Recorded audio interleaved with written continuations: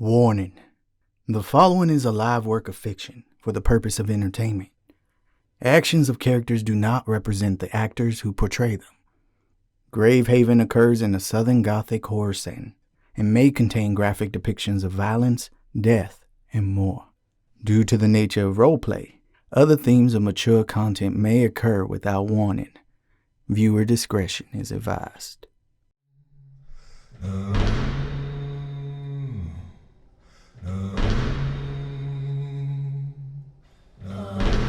Bright light in the dark. Now you're nothing but a spark.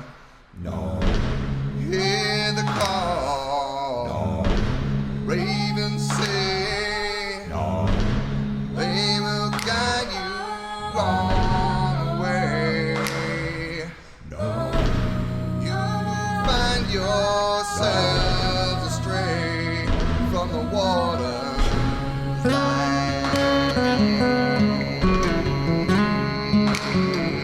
No, heed the ravens call, or the guard will roll.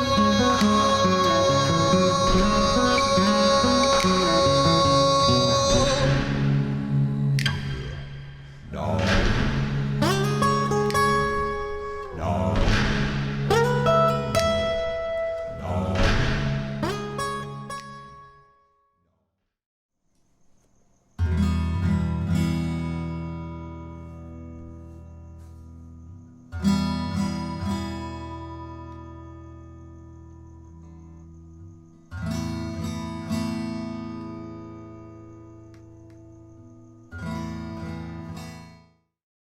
After fighting the Aswythe tree, you worked together to cure the blight that surrounded it. WYTHE learned that the spirit within this Aswythe tree referred to herself as Pacoima and safe while you all left. And Jen bestowed a beret to WYTHE in case you would need their help to communicate back and forth. With that chaos happening, you all kind of learned more about Tobias, the Bat Cat, who resides at the Gravehaven, as Im communicated quite a lot of Tobias's backstory, and you all learned that he had a former owner, and that the former owner had something to do with a tome that you found within the floorboards of Whistler's bell tower room. Werner Driscoll and Cleven paid a visit to Reverend VARKAN, where you talked all night about religion and the future for both of you.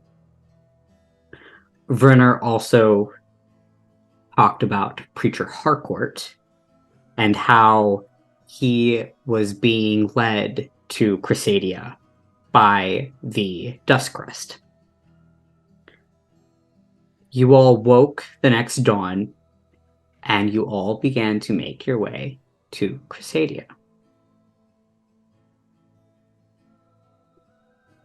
With leaving the Gravehaven, as you're walking through, you gained benefits by staying at the Gravehaven. One of those benefits being for Izzy, you have a lesser once-a-day tree stride spell that allows you to, once you communicate with a tree on the other area, you can come back to the Gravehaven once a day. With that, you all decided to work on the garden. So over the past few days of downtime that you've had, you have the garden to your disposal. This unlocked a herbalist and alchemical lab for you all that are able to use.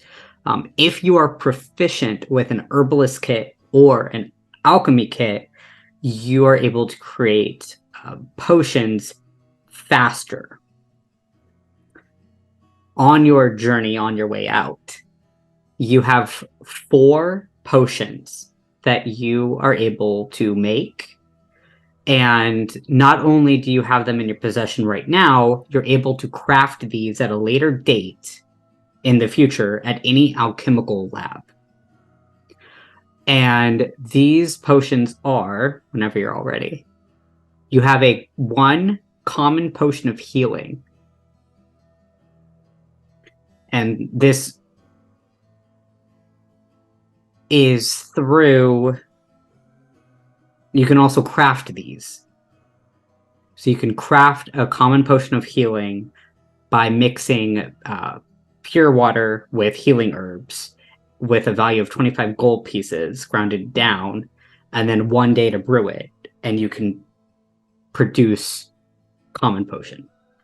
The next one is what WYTHE has, is the potion for the affliction, which you now can craft, which cures a blight disease. You also have in your possession a vial of fake blood, and you can craft these now. This is crafted from bloodroot found in your garden, infused with small quantities of powdered iron, and this concoction looks, smells, and even tastes the same as real blood.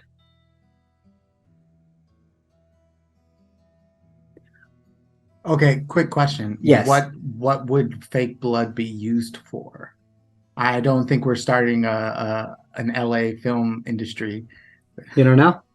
You're going into the big city, Whistler. You could use fake blood for something. You could pin a murder on somebody if you wanted to. Oh. There you go. Okay. These are like, you can... But is it like vegan blood? So like we could feed it to our vampire friends and it would have the same effect? Is that Maybe. something? Maybe. Oh. Yeah. It's through I think we're gonna- and iron. We're gonna... We're going to find out what have fake it. blood, why fake blood would be so important in a place like Crescedia. Yeah. You could fake people getting Can hurt I or do dying. a history check on why fake blood would be useful? Sure. You can do a history check. Go ahead. Is it just a straight roll? Yeah. Or a nature, if anyone wants to do a nature check. Yeah. All right, go ahead, Izzy. I got a 24. Oh, perfect.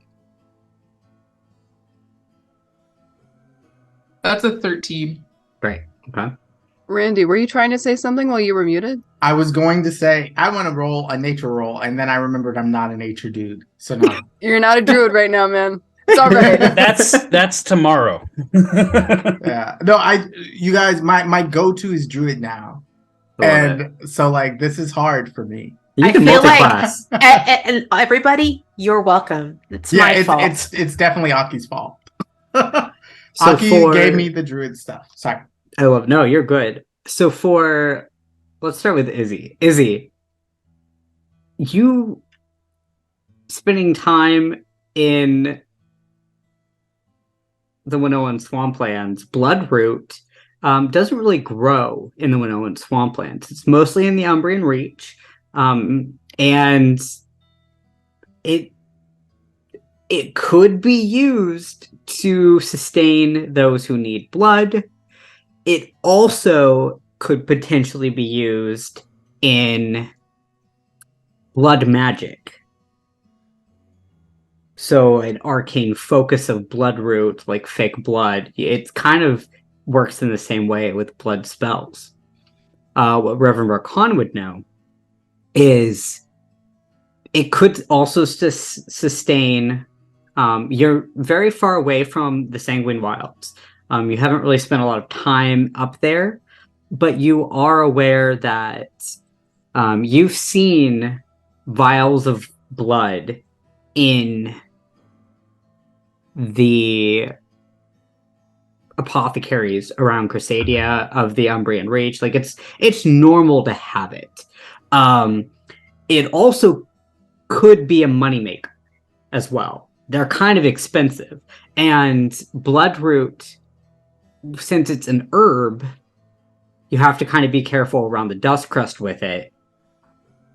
It could be an illegal substance that you could make money off of if you wanted to do that. That's what you mostly know it for, of supplying resources to vampires or blood witches or anything like that. But yeah. Good to know. Yeah. I am very. I believe that we are, shall you say, starting an entrepreneurship. I feel like this is another way that the church can earn money. There you go. So you have the common potion of healing that you can start crafting. You have the potion for the affliction. You have the fake blood. You also have a lesser potion of resistance that you can craft.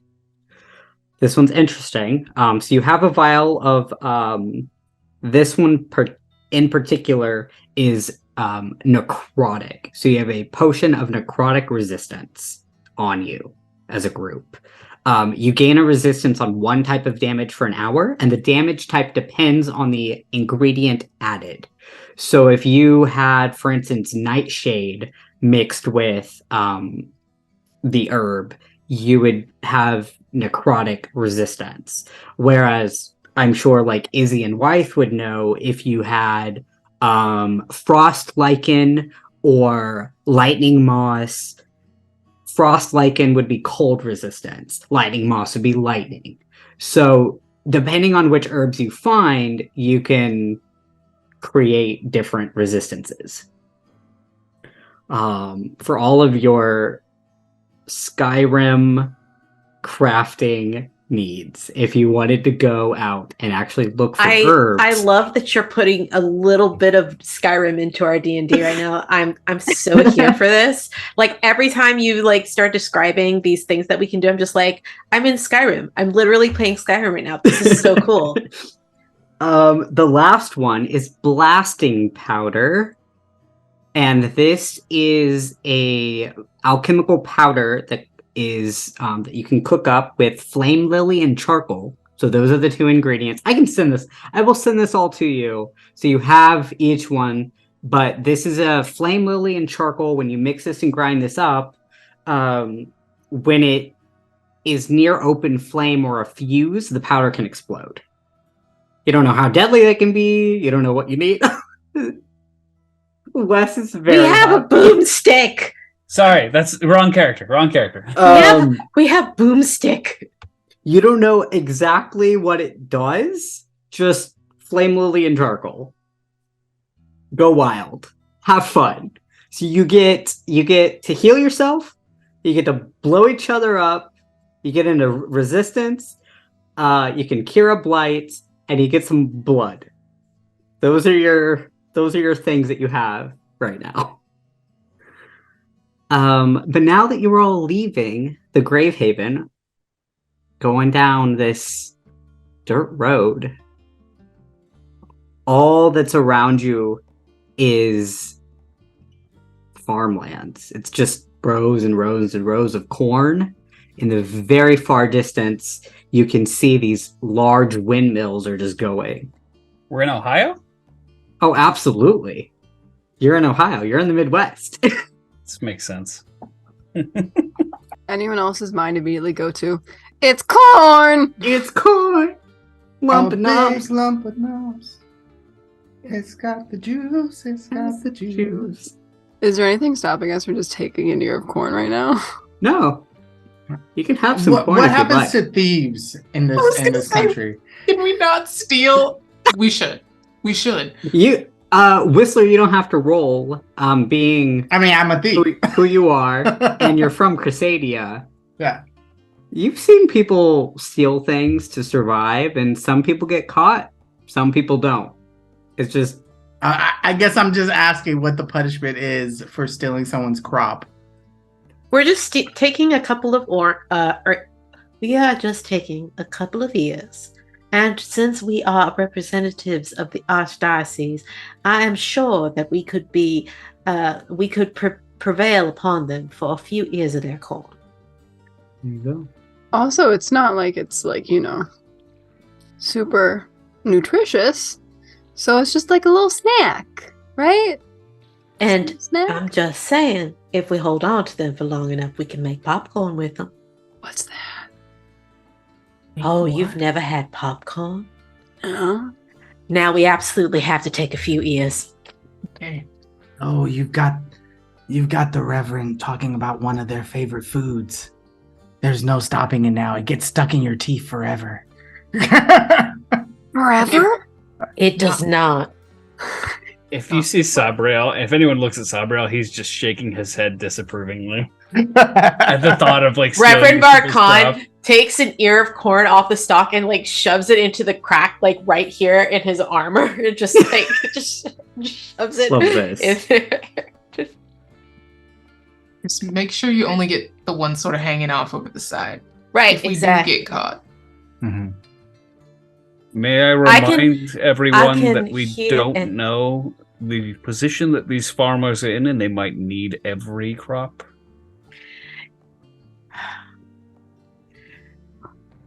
They're not gonna miss 6 ears of corn. Look how big this field is. I think that it will be all right. SABRIEL. One ear of corn is not going to hurt anybody. Yes, but if 1,000 people say the same thing, How Yes. dare you be... But also, counterpoint, if 1,000 people want to steal corn, more than half of them are going to be shit at it. And I'm sure they're going to feel real happy catching 500 corn thieves instead of just missing 6. Right? all I'm saying is that as someone who grew up and had to steal in order to eat, we do not need it. I look at Sabriel and smile, and I go, I'd have to agree with Sabriel here. Well, fine. Unfortunately, we have already taken at least one ear of corn, because I shoved it in your armor. But I guess we'll leave it at that. Add corn to your inventory. He's going to pull it out of his armor and hand it back to the Reverend. What? It's not like throwing it back into the field is going to do us any good. It's for your popcorn. It's for your popcorn. Exactly. Wythe pulls Izzy close again and goes, "Did you see that? Did you no. see that? They clearly sided with each other. Whistler didn't want to let his boyfriend stand alone. See? I'm I love telling how you." official it's gotten in the like hours it's been since this has happened. Yes. Yeah. Okay. This is gonna make the trip go faster. I'm excited. Can I put wait, sorry. Go ahead. I was just gonna say, can I look at Wes and I go, Wes. oh, not Wes. Oh, yeah. Sabriel. Change your name. Sorry. Can I look at Sabriel and go, have you noticed that Zach? Zach? I'm Who? sorry, the names, I'm looking at names and then I'm like getting confused. Can you tell, have you noticed that Isidora and Wythe have been looking at us a lot lately? I think they like us. Yeah, it may be. I mean, your feathers do look very nice today, so I can't blame them. I agree. You look pretty statuesque yourself. Oh, thank you. I did do a little extra polish on the armor. Should we Alright. take them out for a drink when we get to Crescedia?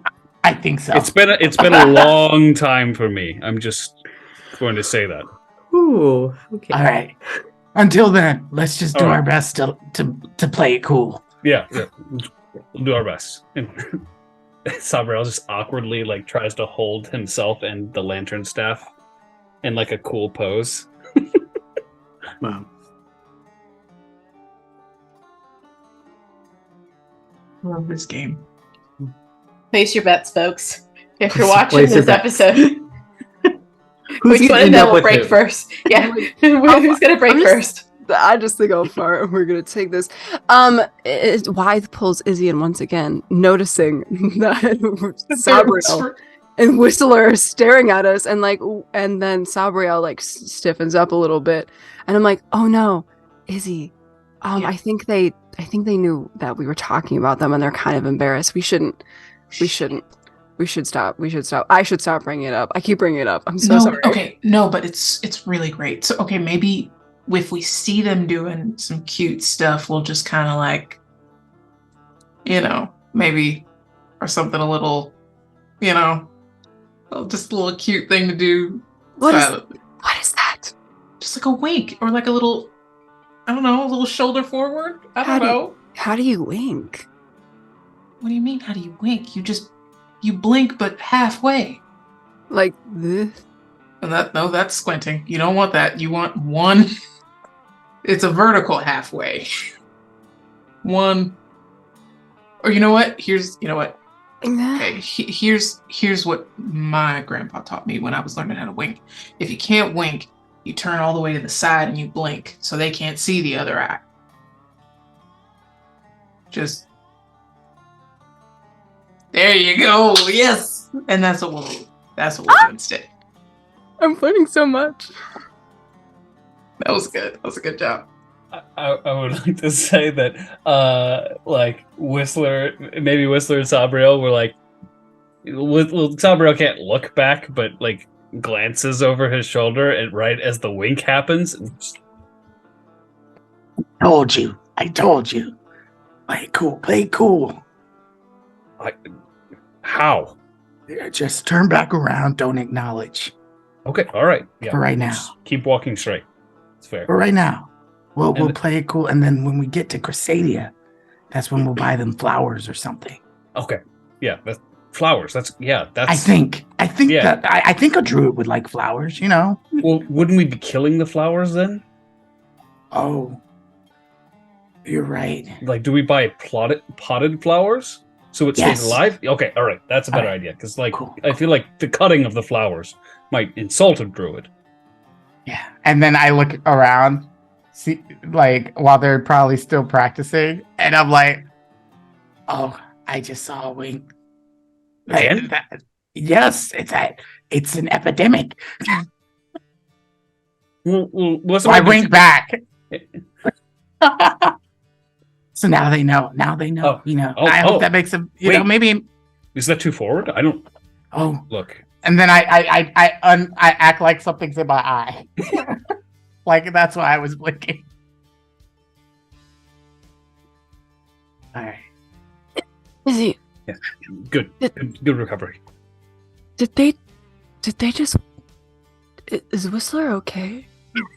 Think. Well, he's like underground a lot, right? Maybe it's the pollen. Maybe it's allergies. Yeah. Allergies. Could be. Are you? And she calls. I think they're really maybe 5 feet apart from each other. Something is happening. Whistler, are you gay? You okay?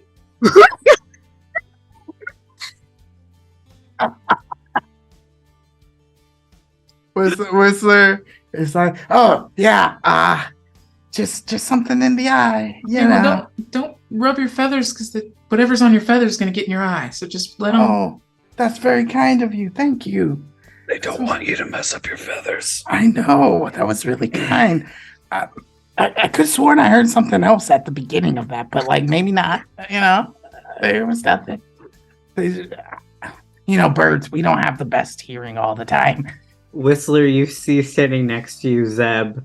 Uh-huh. And what does Zeb do? Zeb just is looking at Izzy and just thinks better not to just say anything and is just staring at Izzy.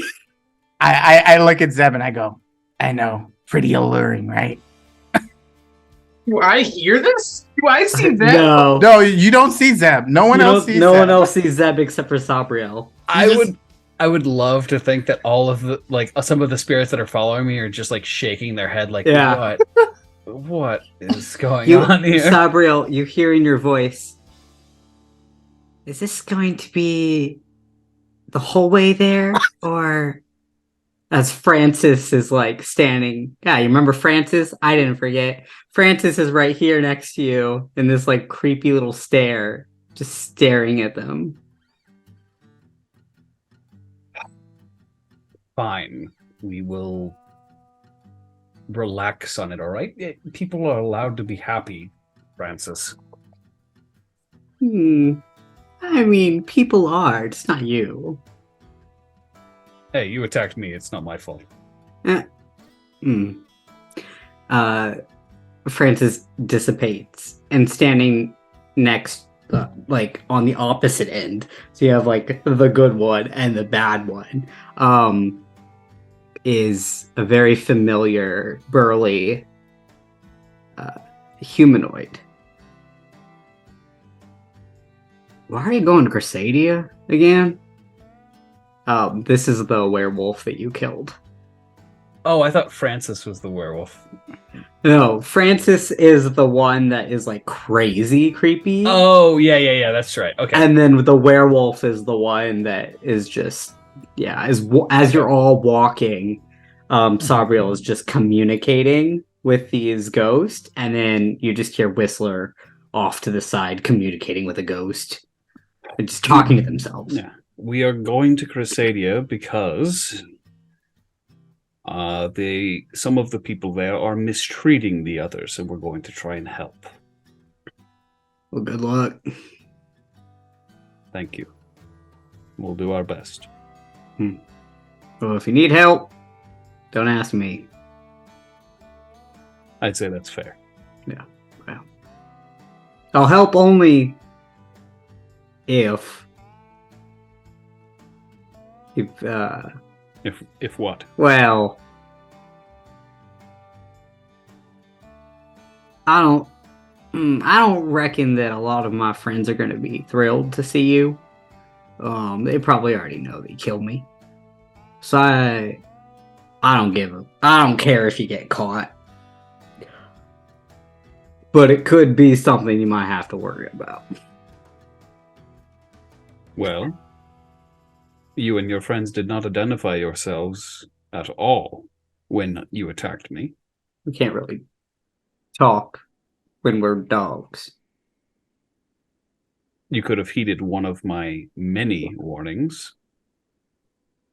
It was raining, and you were going very fast.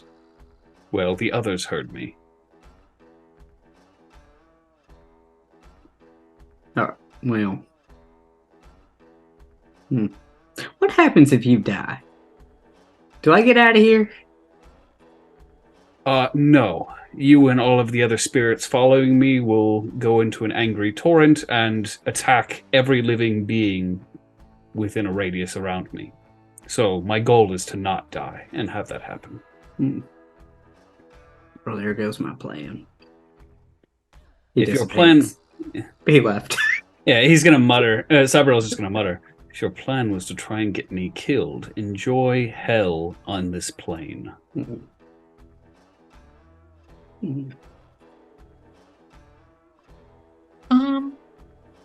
While we're talking about sort of living and dying. Oh, my apologies, Isidora. Oh, no, it's fine. I don't fully understand it, but I know enough to. It's fine. But we're getting in the city, and I sort of have my own way of making it through a city, sort of a hustle of my own. But does anyone else have any? Yes, you see Whistler sort of not crack his fingers, like take his little feathers and go like this. And he goes, so I spent my whole youth in Crescedia. It's the city I know the most. I know it better than I even know the Gravehaven. That's actually where I met the Reverend. I know some alleys and streets and ways to get out of people's hair. They're not fancy, but I know enough. Okay. It's comfortable. It's doable. Oh. I don't necessarily have ways to make money. However, I do have a spot that I visit in Crescedia every time I go. We don't have to worry about money. Okay. But we if just we're sponsored by the church? Is that what we're doing here? The church will be able to cover the expenses, yes. Okay. But if anyone would like to accompany me to the orphanage, I do like to visit whenever I visit Crescedia. As you say that, Whistler sort of shakes a little bit, noticeably. Ah, right. The orphanage. Must have been nice for those kids in there. I can assure you, it is not.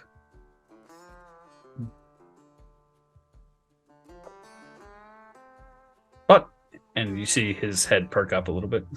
But if I can go and bring a little bit of joy to those who have very little, then I do. That's why he's a good guy. And then I pat him on the back. I feel, good. I feel like you're not tall enough. His thigh. No, I I'm was like, gonna say- I'm literally. Oh, on you're your riding shoulder. him right now. Yeah. Okay. Yeah, oh, okay, yeah, you're right. Yeah, so Oh. you like pat me on the back Like, of the arm. I like a lot of the times when we're walking, I'm either like riding on his shoulder or not. Like, it's just nice. It's easy. He's also very large and does not notice the weight difference. I'm small.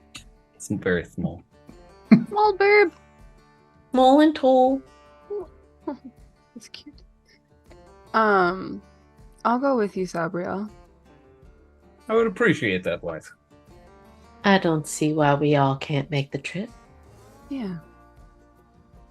And Sabriel smiles from underneath the lens. I'm sure they would like that. And he's gonna like, after all, having two beautiful ladies with us would probably perk them up very well. And he gulps, like, noticeably. Wait. Why do you react the way that I just saw you react right now? That's a good question. Okay. I think she What turns would around I and does do? that, maybe. Okay. So only you can see it.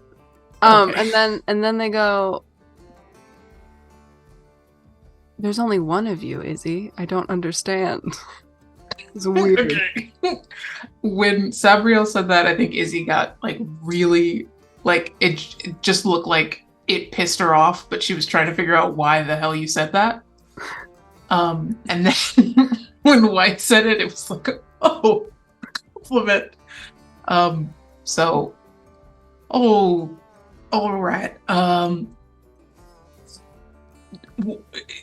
Is it this way? And Izzy points to the only direction that the road goes. Yeah, how far are we away from Crescedia?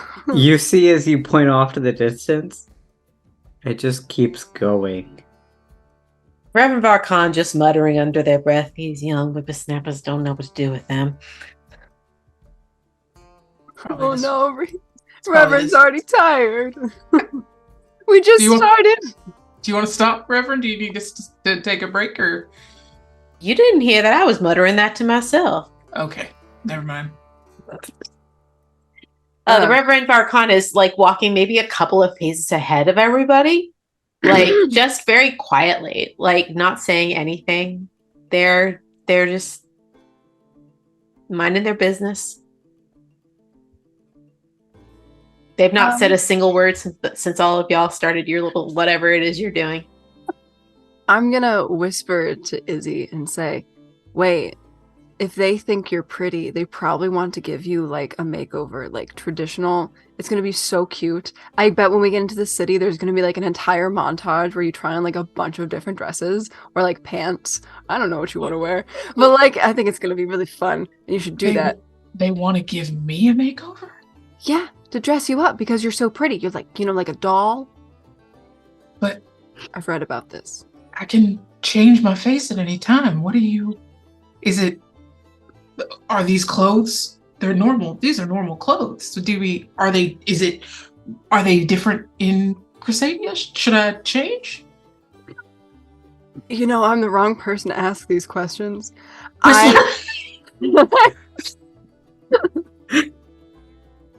Whistler, Yeah. What's up? am I dressed appropriately for the city? You see him sweating beads. He's like very nervous. Yes. Sabriel's just like, Isidora, you look perfect. you shouldn't change anything. Why do you ask?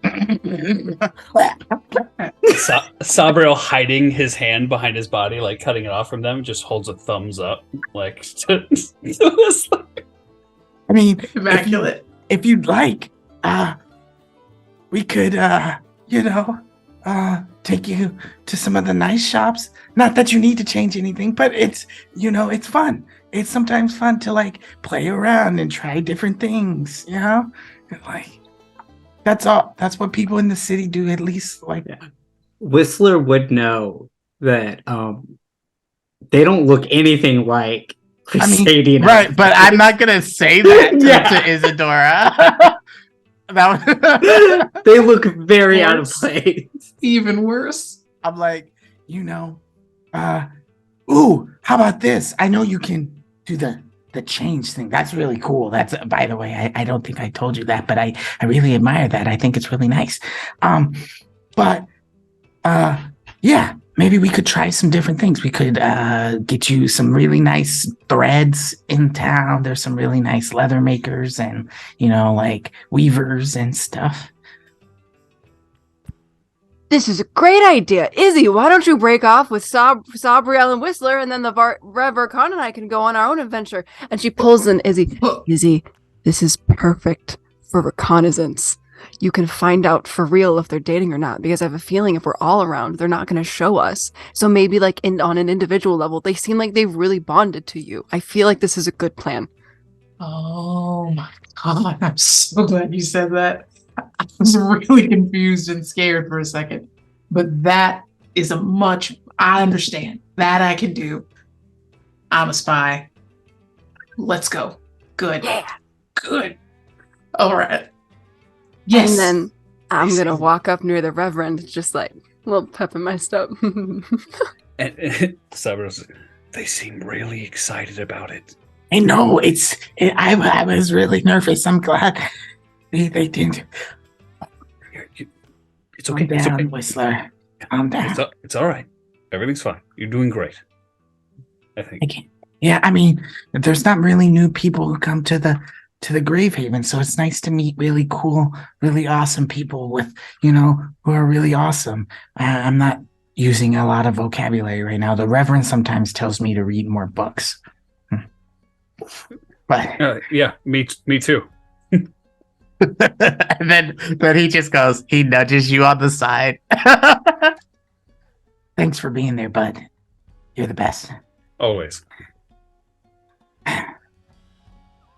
He sits up. He's trying his best to look cool. Is everything all right back there, wife?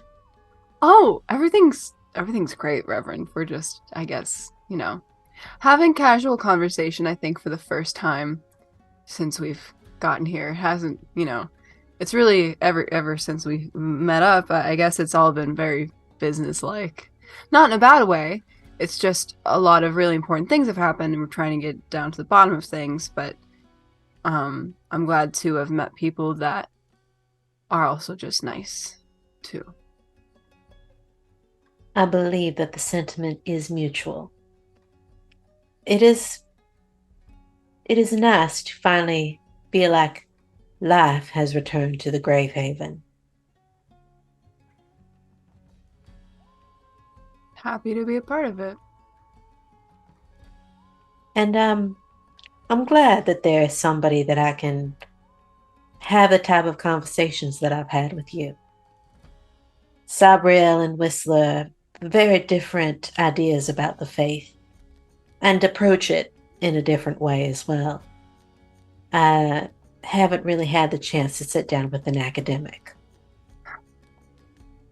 I don't, that's funny. I wouldn't consider myself an academic. I don't really have a formal education, if I'm going to be honest.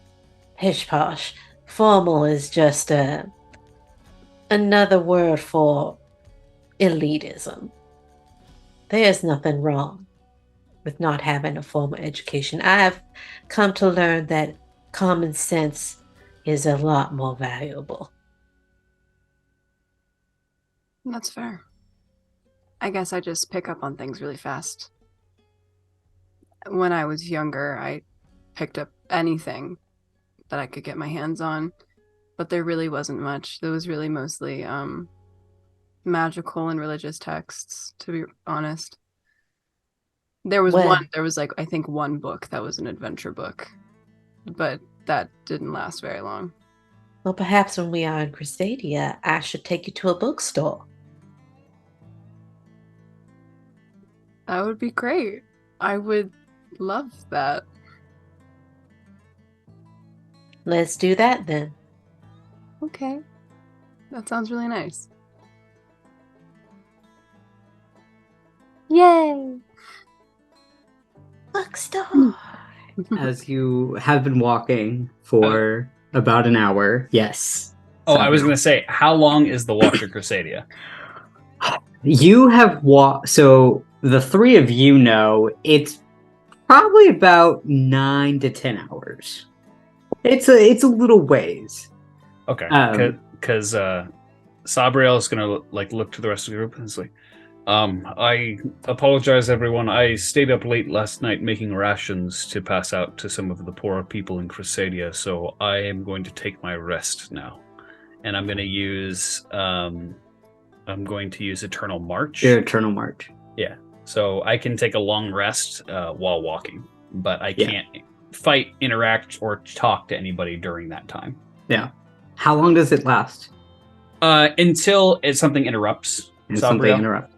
Yeah, so the ghost, pretty much a spirit takes over his body and keeps walking. Mm-hmm.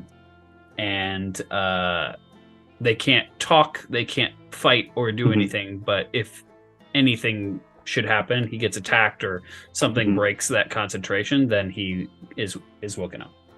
Perfect. So for the past hour, SABRIEL has been like autopilot. just walking. Wythe, as you're up with the Reverend, you see a form that is kind of walking down this path before Reverend VARKAN would sense them. And Whistler, with your keen eyes, you can hear like a whistling. Is my dagger glowing? No. Okay. I put up my wing and I go, anyone else hear that? I see it. What do you see? I describe the figure in front of me and VARKAN. Oh, that must be where, and like in the direction that you point, he goes, yeah, that's exactly where the whistle's coming from. Wow. What should we do, Reverend? Do we have somebody approach him? Is that what I'm hearing? That somebody is approaching us on the road? Looks like it. Mm-hmm. Well, we're not doing anything wrong. We're just people walking down the road. And as far as we know, he's just a person walking down the road. So I say we fly casual.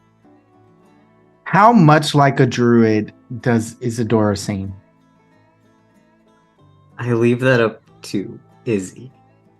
Okay. How much like a druid do you look? Do you have flowers in your hair and you just have like a flower band of just being like, I just want to make sure herbs. Yeah. No, it's not that like flower childy. She kind of dresses like she's always going to a funeral, but there are accents. It's kind of like putting a flower in like your front pocket or something. It's like accessories like that. It kind of just looks like maybe she's just so dressed. Someone walking on the road wouldn't like, unless they sort of looked you out and were like, oh, is that like a herb pouch kind of thing? Like it's like more concealed, but it's there kind of thing. Yeah. And you still have that herb on you, correct, Whistler? Which herb? The one that Ran. Oh gave you? yeah. Okay. Yep. Yeah, I do. No, it's just an individual walking down whistling. In that kinda case, coming I in don't that do direction. anything. No? Yeah, we're just a group of people walking down the road. We, as far as we can tell, there's no reason to act anything but casual. Okay. And as I assume you're all you don't stop, you just keep going? Okay. As you get closer to this individual, you see this magenta color, very bright. It's you have seen nothing but a dirt road, windmills, maybe some hillsides, and farmland. And this person is wearing a magenta velvet, nice kind of robe, with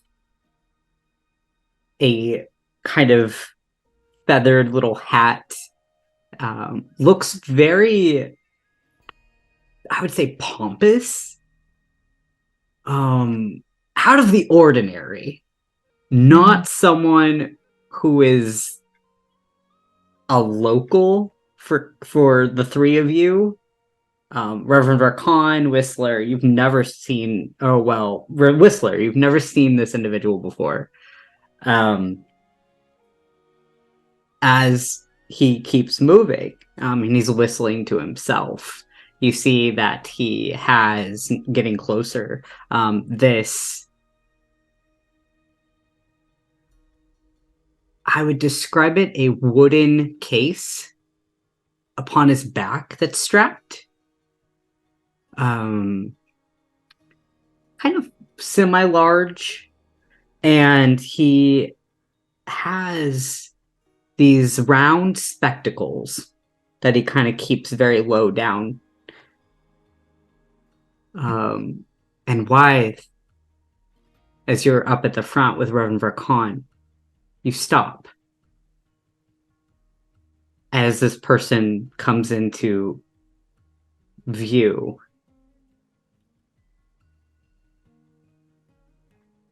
A skeleton? It's just walking, whistling. Okay, but okay, for Sidney. Yes. Is this normal in your world? Because I know there's not really any humans. So are walking skeletons normal? Wythe has never encountered a walking skeleton before. You're not sure if this is normal. It's fair. It also doesn't mean much, but that's totally fair. I'm gonna whisper this information to the Reverend really quick. Mm-hmm. A walking skeleton in a magenta. Now that does not seem familiar to me at all, I do declare.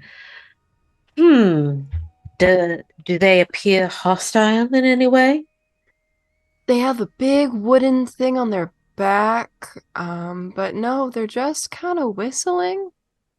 Can I roll to see if that whistle is familiar? Yeah. Like if it's a song that people know in the land or something. What am I rolling? History. Okay. Ooh. All right. Good luck. Okay. 15. Respectable.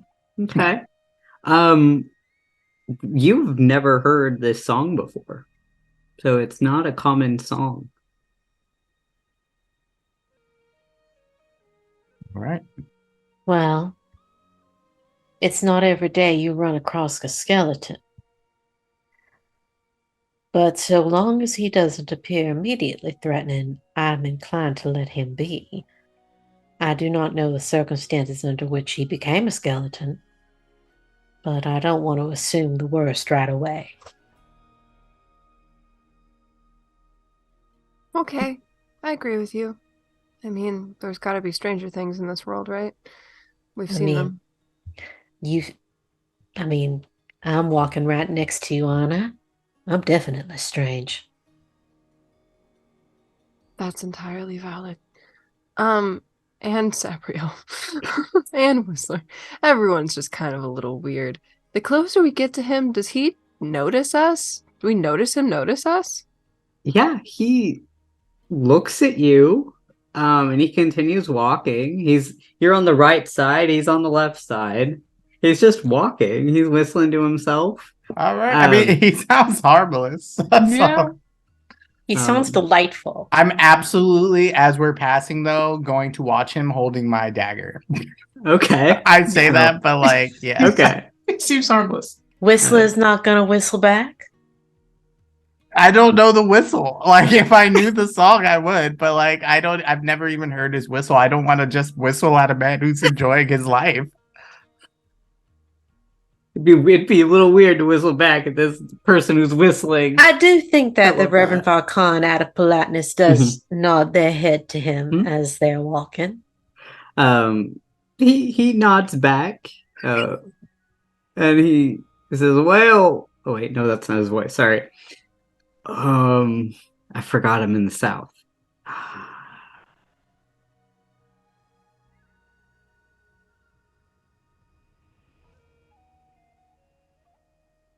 There it is. Well, aren't you a bunch of interesting folk come down this way? Certainly, you are interesting as well. Don't know what you mean. Well, I've never seen anybody dressed as smartly as you, or as brightly. That's a compliment. Oh. He has stopped to engage. He stopped walking. SABRIEL is continuing to walk because he's I not know he's on actually autopilot. You Yeah. watch as SABRIEL starts to. I'm like, SABRIEL, wake up. And what is your business? Oh, Where is it that you find yourself headed to? I'm on my way to Umbergard. I'm a traveling merchant. It's my profession. What do you sell? I'm glad you asked. And he sets no. down his Wife, his do you large mind? Wife, do you case. mind catching SABRIEL and just? You just see Whistler like Yeah. flailing, like hitting him on the head, like trying to wake him up. I'll go get him. You stay here.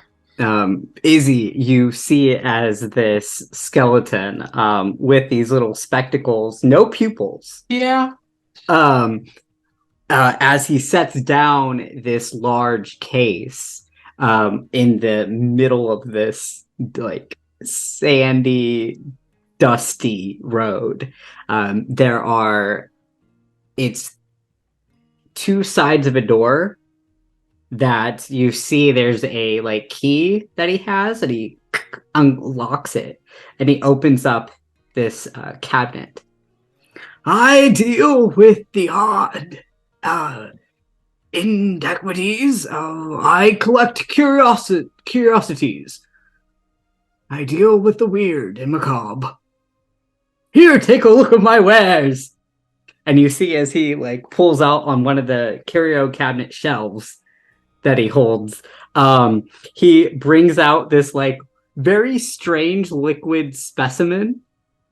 He says, I found this down in Aractane a few months ago. And you just kind of like peers at it. And this, he has an elaborate carved velvet lined oaken case like this big that he opens up. And there are some delicate golden swan shears that he pulls out. I found these in the Sanguine Wilds. And he brings out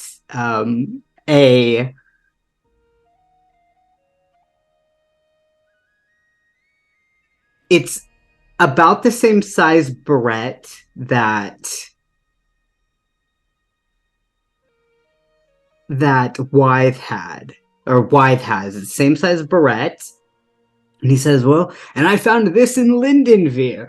Oh, look at it go. And you see it's a beautiful little butterfly that's flapping its wings. So it's a taxidermy butterfly that continues to move.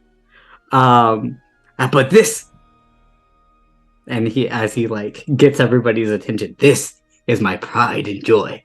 And he pulls out this adorable little monkey that is sitting atop a music box.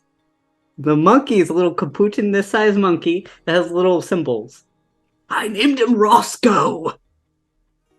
This is Roscoe. I found him in Abu Seri. He's been with me ever since. And I assume he's not for sale. Oh, everything is for sale. I'm a traveling merchant. You can buy anything. You could buy me, perhaps. Ha ha ha. Oh, okay. Well, I think maybe the butterfly is kind of interesting. It's kind of funny. It's kind of a joke, because they only live 24 hours. So by killing them, they live longer. You get it. She just. Ha ha ha. Oh, do I ever?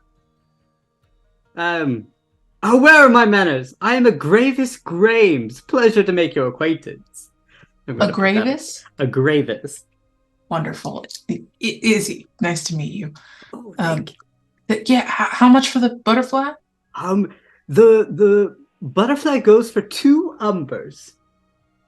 Which is 2 gold. 2 gold umbers. Excellent. Okay, I have that. And she hands him 2 gold. Oh, wonderful. I also deal in storytelling. I'm also a lore keeper. So I am willing to barter in stories. For anyone who wants to tell me a story. I will tell you. I will tell you a story. And Reverend VARKAN proceeds to share the word of Viharos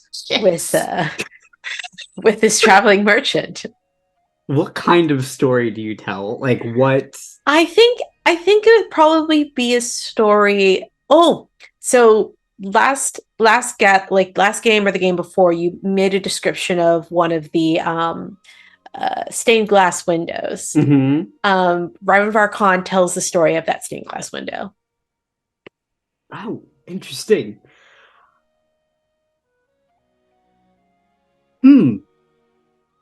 Not many people tell me religious tales. I usually hear of their drunken escapades, or someone they slept with. This is far better. I usually trade in tavern tales, but I prefer this. You seem wise and old in your years, that you've been around a while. Well, that is so very kind of you to say. I have been around for a while. SABRIEL yawns. It's like, so what you're saying is you want tavern tales. You're looking for smut. No. You know what else we could tell? That is one way to put it. We could talk about the tree. Oh, a tree. Interesting. And then after I say it, I cover my mouth, my beak, and I'm like, Reverend, what do you think? I think that is a tale for another time. I have a story for you. You see, he gets out this very large tome, and it has his feather quill magically appears in his hand from his hat. So SABRIEL's going to leave out anything involving druids and tell him the story about the corrupt preacher. No! Is this a true tale? Did you witness this? I was there. Oh. Well, actually, we all were. Reverend VARKAN has never been so proud. Interesting. He writes everything down that you're willing to share. He doesn't mention druids at all. He just says he was keeping prisoners in the cornucopia and prisoners in the dungeon. It says nothing about anything magical or anything against the law. Where did you say this was? Is this on the way? And he kind of eyes the Reverend for a moment to see, should I tell him exactly where? Reverend VARKAN just their head tilts to the side in a and I think the Reverend VARKAN and SABRIEL probably have something akin to like a Morse code kind of type of communication where Reverend VARKAN like taps their foot and SABRIEL can feel that through his tremor sense. And so like they kind of tap their foot in a way that tells SABRIEL it's up to you. SABRIEL is going to think better of it, but just because traveling merchant, word could get around that these people potentially, going to that town, the townspeople would know about druids. So he's going to say it's in the other continent. Oh, interesting. Yes, quite far from here. That's odd. They don't like druids here either. I wonder if words are getting around. He kind of... Druids weren't mentioned. Druids were not mentioned. Oh, they were not with... At Okay. all. Okay. At He's all. like, that's very odd. In what way? Well, in all my years of traveling this world, there seems to be a pattern of people dying.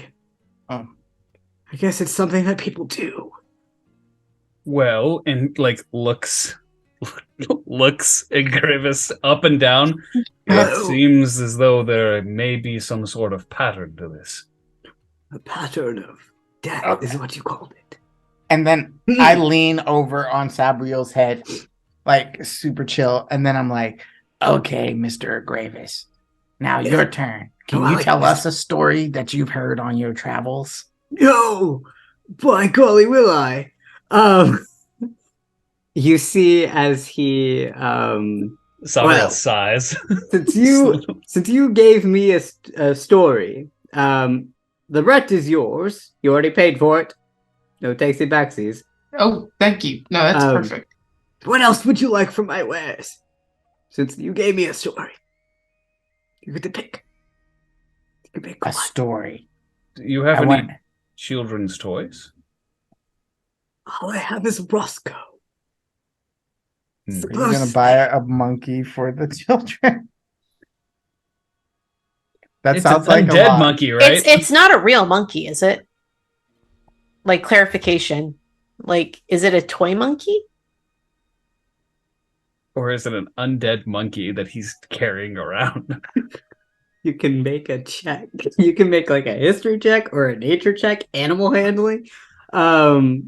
Anyone who wants to see if the monkey is an actual real monkey, you can make an animal handling check. Anyone who wants to think that this is an undead monkey can make a history or nature check. I rolled a 15 on history. Okay. Nat 20. Woo! History? That makes it a 21 though. But I mean, a nat 20 is a nat 20. You both 18. 18 on nature. Okay. The three of you both know this is a real monkey, but it is frozen. Like it moves, and he like will show you it plays. Like he plays it, and it goes. The little symbols go tink, tink. So messed up. yeah, that's worse. But it's a real so worse. monkey, and I need Whistler to make a wisdom saving throw. Yeah, that's gonna hurt my brain. What? As you peer into this monkey. Oh no. I don't like that. I think the small sterling box with the shears is probably the choice here, and not the monkey. It's 9. A 9. Okay. The cursed monkey. I am now cursed forever. You see Whistler as you get up to this monkey, and he's playing it. Mhm. You feel compelled to have this monkey. I found Roscoe in the tombs. I'll share a story of how I found Roscoe. I was down in, I know exactly where it is. Let me remember. Oh, are you looking for a map? Because I also have those. I sell maps if you need those. I've been around a while. How much is this monkey? He's 25 gold umbers. Gosh, But you told me a tale of the tree, kind of, and you told me of the concept of this thing called death. So, if you choose any of these, Roscoe can be yours. But I was delving down into Abueseri on the southern coast. It's down very south, in a little place called Malarocco. And in Malarocco, there was this... You gotta be fucking kidding me, Finn Pierson. Malarocco. And I'm not joking. He pulls it out, and there's an Abueseri map, and in this very southern island, there is an island called Malarocco. And he says, I was down there in Malarocco. I took a boat there. I was sailing for a bit. That is usually the custom in Abueseri, is they enjoy their boats. Anyway, so I was in the island, and I came across this cavern. And it was an odd cavern, because it had some arcane symbols. And that is kind of where I found Roscoe here. I named him Roscoe because I was in Malarocco. I thought it was funny. Roscoe from Malarocco. I see what you did there. Yes. And Roscoe has been here with me for a year or two. No one seems to want him. I absolutely want him. Oh, I knew you would. What? You enjoy him. He's the best. Look at the way he hits the symbols. Yes, it's so cool. You understand. I found him in this cavern. And he... I need Izzy to make insight check. Oh, okay. Yeah. I want to make a persuasion check against this guy. Okay, go ahead. Yeah. I mean, I'm like pulling out money as he's talking. Why are you so eager to get rid of the monkey? I'm not eager. There's also this liquid specimen that you could take. There is this glass, this butterfly barrette. I also have this velvet-lined oaken case that has some shears. There's other wares you can pick from. I look at Wild really quick. I go, these are from the Sanguine Wild. I've never seen shears like these. But this, and then I look back at him and I go, but this monkey. And then I start pulling out all the money. You said 25 gold, or with our discount, how much was it? You get the monkey for free if you tell me a story. And we already told you a story. You get to pick one item that you can The monkey. If we want the monkey. If he's going to whisper, SABRIEL's going to whisper to Whistler, if you take the cursed monkey, you're walking. Yeah, but cursed... You already got the butterfly. Correct. What do you mean the cursed monkey? This is... Your friend paid for the butterfly. Yeah. Take and we get another gift. For and look at him. He's so cute. And I like walk over and I like grab his cheeks. I'm like, oh, little monkey. Izzy, what did you roll? 14. 14. As he's telling the story of how he found Roscoe going into a cavern, there was arcane sigils, there was jars of some kind. You get the sense, being you, that he crypt delved. And he found this weird monkey in a somewhere he wasn't supposed to be. Like a grave. Like a grave. That's kind of the idea But this SABRIEL guy has, too. has no idea that's what he did. I found him, and would you believe it? There was all these treasures, and there he was, sitting there on, I believe it was a stone slab. Izzy would know it's a sarcophagus. Yeah. And I found him sitting there. Is this Oh, that's perfect. Is this an undead Kender? Well, now I'm just saying, and I turn back to the group and I'm like, I absolutely want the monkey. Hey, we want the monkey. That's what we want. And I start moving towards the monkey. Are any of you going to grab me? Yes. Yeah. So, instead of that, be like, actually, for my story, we'd prefer some of those maps. But the monkey. And he's like, look at like Whistler, like bend over, like Izzy's like, no. Yeah, if you truly want that monkey, I guess you're going to have to meet up with him later after you earn some gold. And you just see me go, no, but the monkey. And Whistler, did you touch the monkey? I haven't. Oh, I said I did. Yes, you did. You touched his cheeks. No. You touched his cheeks. I also rolled low on that roll, so it makes sense. In the back of your mind, as Sabriel is trying to talk you down, you hear a musical chime that kind of mutes Sabriel, and you just hear this as the monkey cymbals clap. You are the only one that hears the music. Yes. This is the best kind of curse. I love it. So beautiful. It's so great.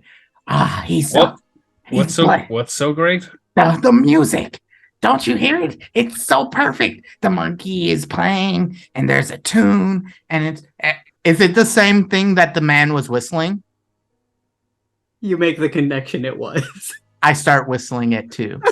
Yay. All right. No, Gravis. Yes. This cave that you were exploring. In Alvarenga. Yes. You didn't happen to open the big stone slab you saw, did you? Of course I did. And what was inside of it? I mean, it was some bones. Some bones. Yes. Like, and then I remember a gust of wind, and then I could hear Roscoe, and he said, "Take me home with you." And so I did. But Gravis, yes. Do you understand how that might be a problem? No, I don't. This was okay. So most people don't start as bones. They don't. No. So I thought I was early in my years. I thought I grew skin later. You're on the other side, Sugar. So there's a spot where people are buried, and usually people don't touch that spot. And I think there's a little bit of like feral rage in her eyes as she's describing. When you do, the people that put them there get a little protective. You understand? Mm. So whoever you just stole from, they might take issue with it. They might still be around. I would be aware of that. But also there are people who make it their job to make sure that people don't do what you just did again. You making sense? Where do I get my items then? Anywhere else. Oh.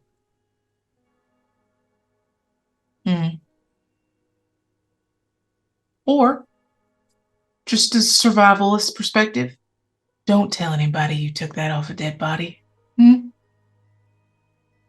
Who do I not tell? Anyone else. Okay. I'll write this down so I don't forget. He writes it down. This is a big, thick tome. He's probably halfway through it of just people who have been telling stories to this guy. And he's just been giving these items away for stories. Also, keep in mind this entire time, Wythe is keeping an eye on Whistler, making sure he doesn't actually steal the monkey behind him. Yeah, I'm about to roll to try to steal the monkey, so I am literally about to do that. Oh. All right, well, no. That's not what I wasn't gonna try to steal the monkey. I was gonna try to steal money from Sabriel. Okay. Good luck. Sabriel's got basically nothing. I need 2 gold. Do you have 2 gold? Oh, he does have 2 gold. Okay. You see me eyeing him and looking for a moment when he's not paying attention, and I'm gonna try to do a sleight of hand. You can stop me if you want.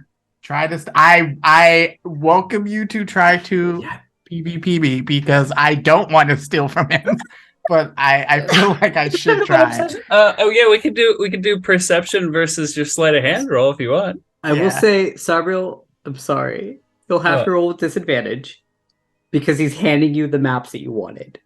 Oh shit. Okay, so I just roll a flat roll then. Just roll a flat roll of perception. Can I roll since? Yes, you I'm can. You watching? can roll with perception. That's a Oh, 19. Well, if you don't want any of my items and you want some maps, here's a map. What kind of map do you want? I have this one. That's a 22. You got me. You got me. Oh my god, that's so funny. I did not Whistler roll a just 22. gets two. What did you roll? I rolled a 21. So Ooh. close.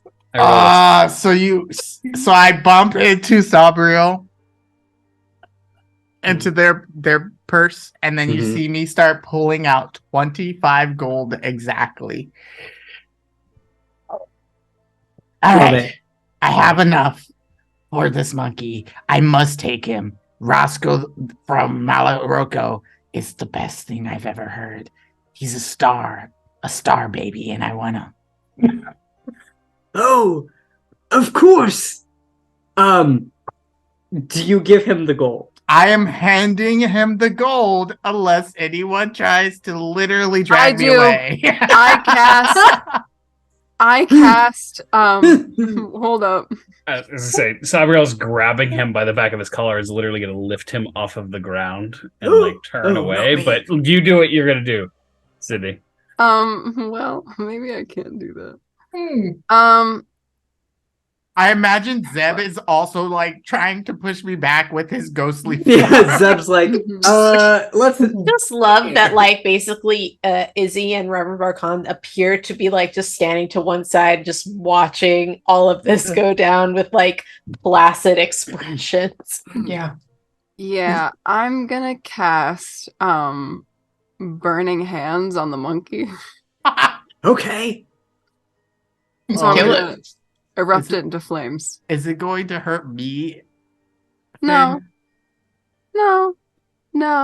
It's a thin, well, maybe. It's a thin veil, maybe. It's So- each creature in a 15-foot cone. I'm gonna try not to get you in the cone.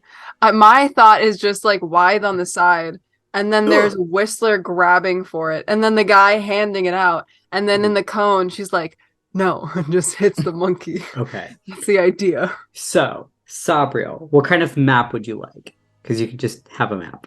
Well, he wants a map of some of these tombs and stuff around Crescedia because those would be pretty useful places to hide people, let's say. Okay. He'll give you a map of Like the druids Archdiocese. while they're moving. So Okay. he'll give you the Archdiocese map. And he'll also give you like a cartography kit thing. So it's like a magical, not magical, but it's like a cartography kit that you can, as you're going through, like check where you are. Okay. So you'll have that. So you have a map to the Archdiocese. Cool. But there's no like writing or like secret tombs. Sabriel gets the sense that this person doesn't keep track of that. He just wanders. Okay. All He right. doesn't write that down. He just writes stories that people tell him, but he doesn't like map out where he's going. He just is on a journey. Life, the greatest journey. The greatest journey is life. One Yeah. thing I can't have. And I will say, as Whistler's going to hand him the gold, be like, "Well, it was a pleasure meeting you," and like grabs No! Whistler by the back of the it was collar. a And looks monkey. at him, no, so sorry. We must be on our way. We have very important tasks. To put me down, I'm a Attend grown to- bird. And you see Wythe as you burning hands the fire around this monkey. Psh. Mm-hmm. Whoa! I didn't know Roscoe could do that. That's phenomenal. Wow, it's the gift that keeps on giving. And then I look over at Wine and I go, "Did you see that? The monkey just did fire. It's better than we could have ever imagined. Here, take my money." And I start throwing gold at the guy. No. So the monkey survived? You watch as the fires dim down. The monkey is still there, unsinged. I am throwing a gold every few seconds. And you see Whistler as you throw down the money. And Sabriel is saying, "Yo, well, have a nice day." You watch as the Graves screams, "Well, you too. I'm sure we'll run into each other again." And he kind of closes up his shop. And it's Grames's Curious Oddities on the back of it. And begins to walk away. How far away from the monkey do I need to get before I stop wanting to buy said monkey? You don't. You want the monkey. Sabriel's gonna hold Whistler over the coins that he threw on the ground and let him pick them up while he's like crane machining Whistler. And I go, Sabriel, I've never been more angry with you. Why would you stop me? I had enough. You told me to buy it when I had enough gold. I had the gold. And then I look at you and I'm like, I try to put 2 gold back into his bag. I want to do this PvP again, see what happens. You don't have to roll with disadvantage, probably. Okay, so Sabriel has the maps. Izzy, you have the bread. It's a 19. Dirty 20. Yeah. Oh my god, You don't even know. I don't even know. And Whistler, I guess, has Roscoe. No, I Yeah. don't Oh, have you- Roscoe. They dragged me away. I threw money on the ground. I now picked up 2 coins and put it back into Sabriel's bag without him the wiser. So as you drag Whistler away, Whistler, you see Roscoe sitting there, And I'm so sad. sad. Just tink, tink, tink. You're you the all keep walking. rudest. You're so rude, Sabriel. I can't believe you. Were you really gonna look? And he's gonna whisper, I did you a favor. If you want any shot with anybody, you can't be carrying a creepy frozen monkey around. You don't understand. You don't have the musical sense to understand the talent in that little monkey. It That wasn't monkey. playing music. It absolutely was. I refuse to hear otherwise. And now I'm not talking to you. And I jump down from your shoulder and I walk, and it's very defiant like. You just everyone else just sees Sabriel's shoulders sag. I'm going back to sleep. And he's just gonna eternal march.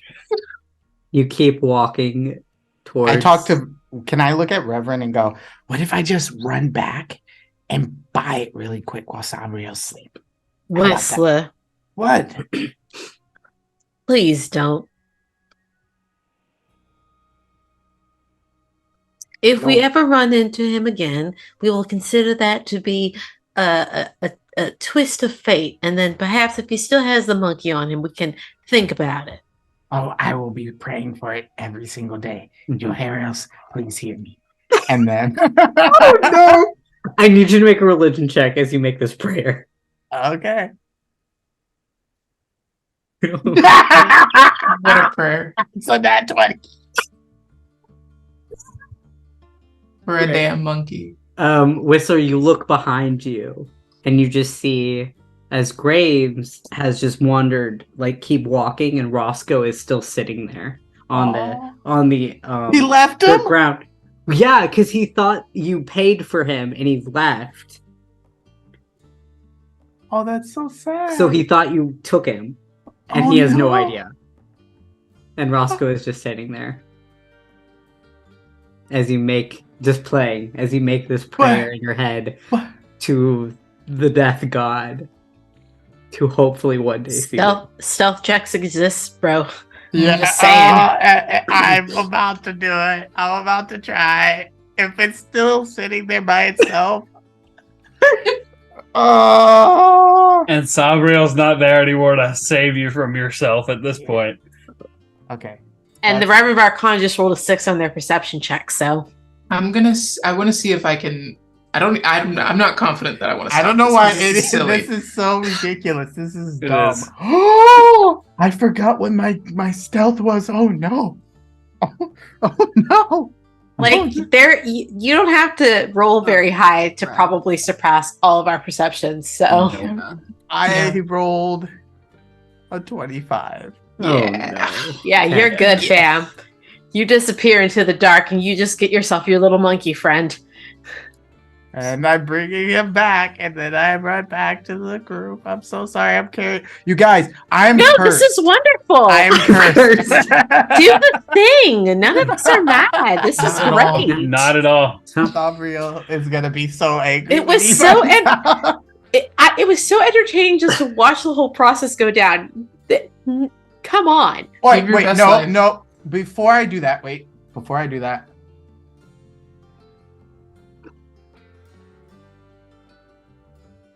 Huh? I want to flip a coin.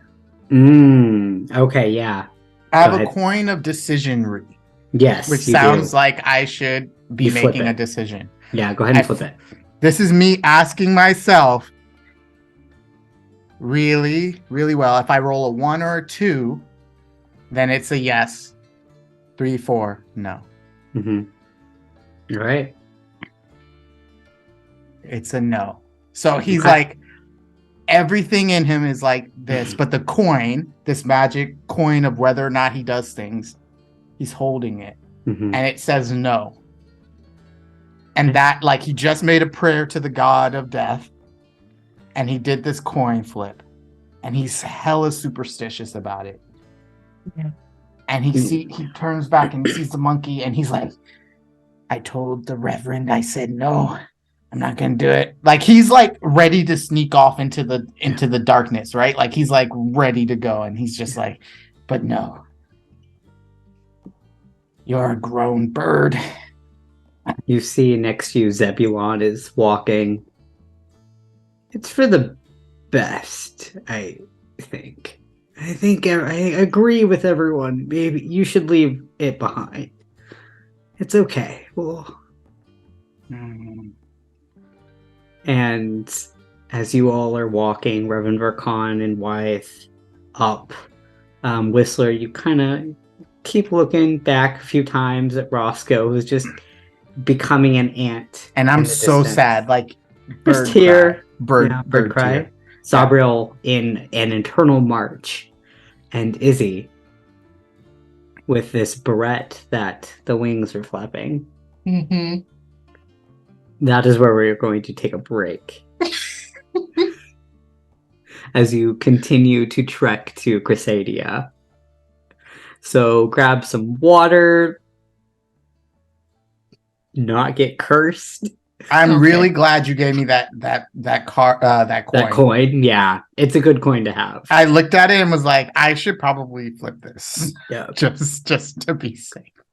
All right, and we'll see you in 10 minutes. Bye.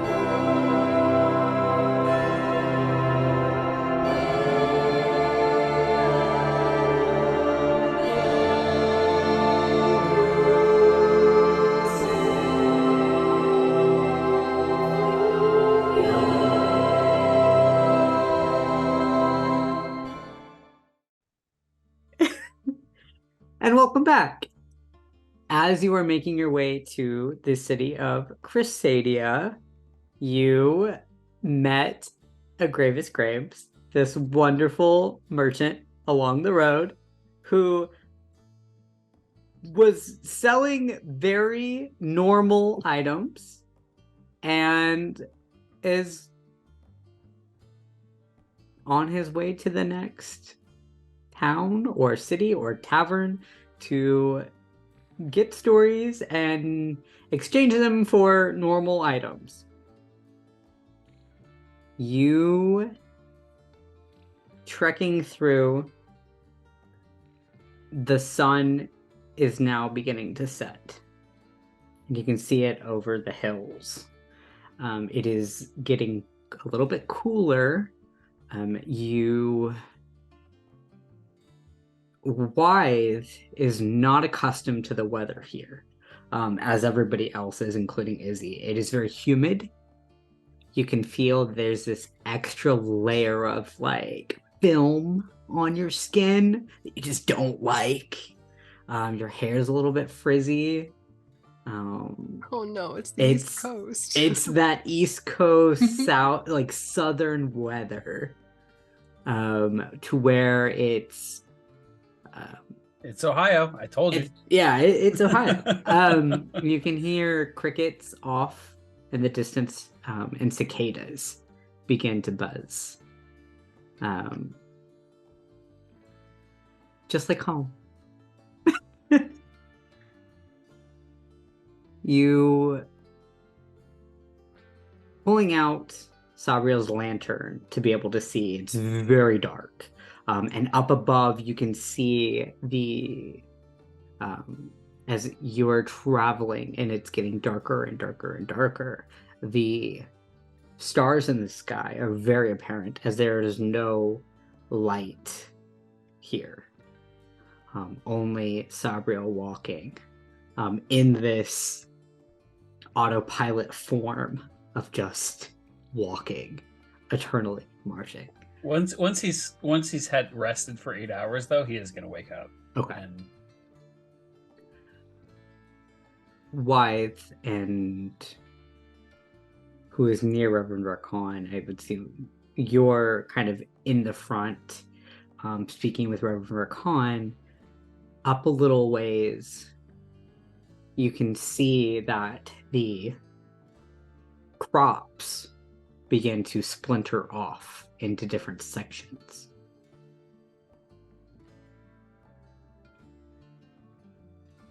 And the road begins to splinter off. I want to say 100 feet away. How many folks are in this road? You have only come across graves on this road. How many forks? Oh, forks. There are four forks. And as you're getting closer, about 90 feet, 80 feet, eventually you come up to a crossroad with a sign, a wooden sign in the middle, that splinters off into the various directions of locations. As someone who has traveled to Crescedia a couple of times, would I know which route is typically the best? Yeah. Whistler, as you look up through the sign, you can see there's a direction pointed to Alnwick. There's a direction that's pointed to a Ractane. There's a direction that's pointed to the coast. And then there's a direction pointed to Crescedia. I point to the one to Crescedia. All right. Decision's made. Even though y'all didn't let me get the monkey. But he's just gonna bring it up for a while, you guys. He still wants it. But he points to Crescedia. And he goes, "Our destination awaits." And Whistler, do you begin to move? Does everyone move with Whistler? Crescedia is where we're headed, so Crescedia is where we will go. As you begin walking, Whistler, I assume, are you taking the front on this one? Are you Yeah. kind of wandering forward? Yeah, because I'm mad at Sabriel. So Yeah. What do you say to Sabriel as you keep walking? as he wakes up, I go, "Oh, glad that you joined us." Great. You walk as you turn around. And I'm Sabriel's glad to not see there. you. Oh, Is anyone else there? No.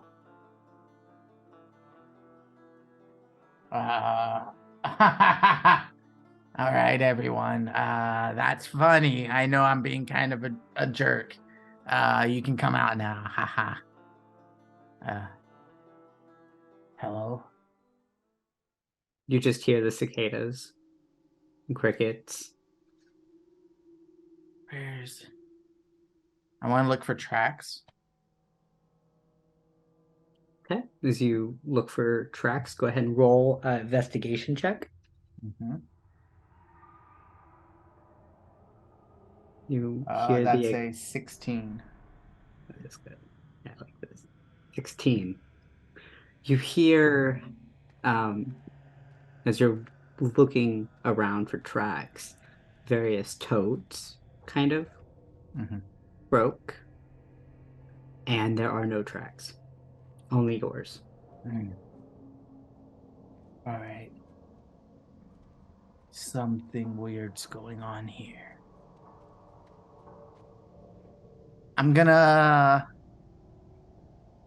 What is around me? Are there any trees? Actually, can I do an Arcana check? Yeah, go ahead. Nope.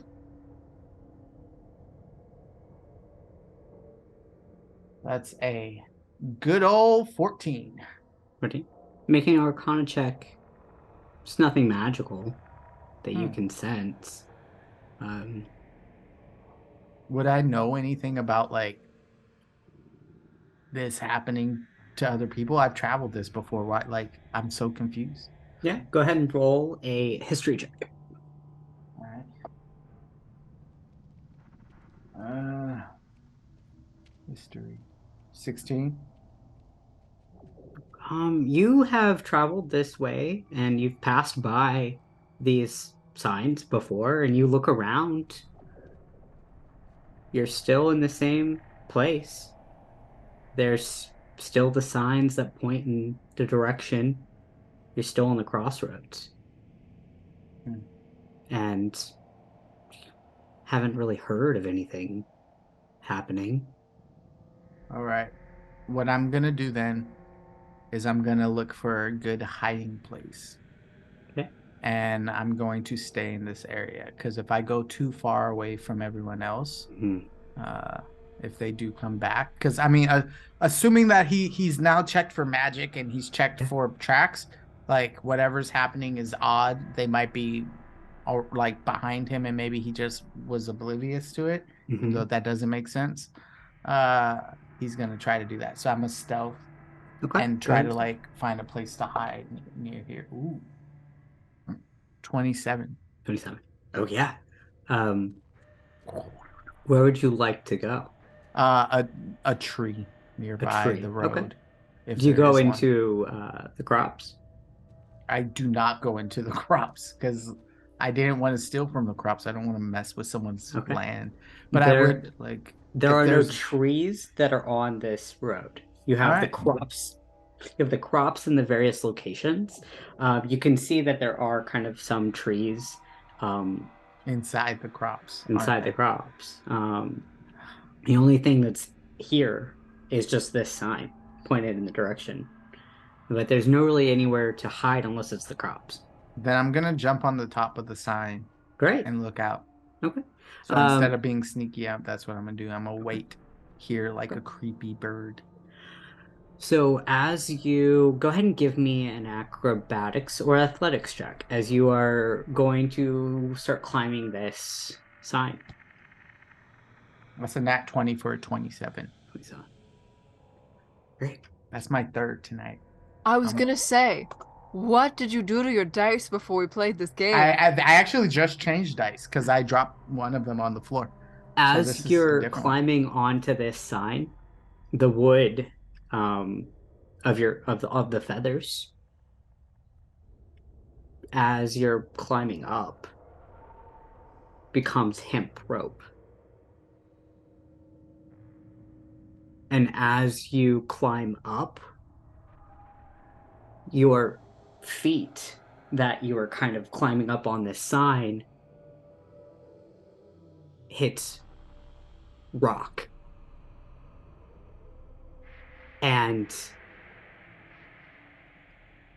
you see, as you look up, you're climbing into a window. And Zeb is there. Well, come on, hurry up. All right. Do you know what's going on? I've been here several times, but I've never seen this. This is weird. Go ahead and give me a history check with advantage for you. With advantage? Okay. 14 or 18. Definitely that 18. 19. All right. You hear Zeb go, she's going to catch you. Come on. And you climb up into the window, into this room, very familiar to you, as this is in the orphanage of Crescedia. Oh. Right. Oh, hurry up. Come on. Yeah. She's going to catch us. Okay. And then you see him close his eyes as he begins breathing very panicked for a moment, thinking about how he doesn't want to be here. And then he goes, okay, I'm trying to remember where I used to hide. He can't think of it. I mean, I rolled a 12 on a stealth check. Okay. So, I mean, he's trying to be sneaky, but now being in here, he's rattled a little bit. You feel Zebulon's hand on your feathers. Not a specter. I look over. Holy shit. Come on. What did you get? What? Well, you said you were gonna go and steal stuff for us. I look in where my pouch is usually kept. Yeah. And do I pull anything out? Yeah, you pull out some food that you stole from a market. You pull out some like silk that you might have stolen from like a store that sold like fabrics. Oh, this is great. This is gonna be fantastic.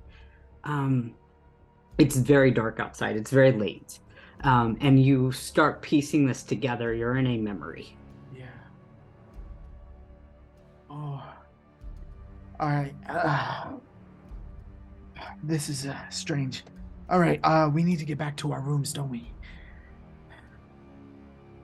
You see, like, if birds could sweat very profusely, he is beating sweat. He's like, we should get back before the headmistress notices us, right? At that moment, you hear a very familiar walking pattern of steps.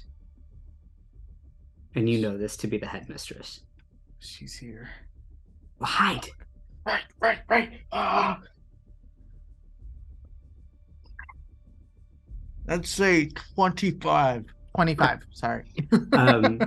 You immediately duck underneath one of the beds, and you can see far away that Zebulon is right over far away, and you're making eye contact as you both are kind of... He is keeping his breath in. And you see these black shoes, very familiar to you, come into this room. And steps into this room. And you can see that there is some sort of glowing light source that emanates, either through like a candle. And you see these steps come closer to you.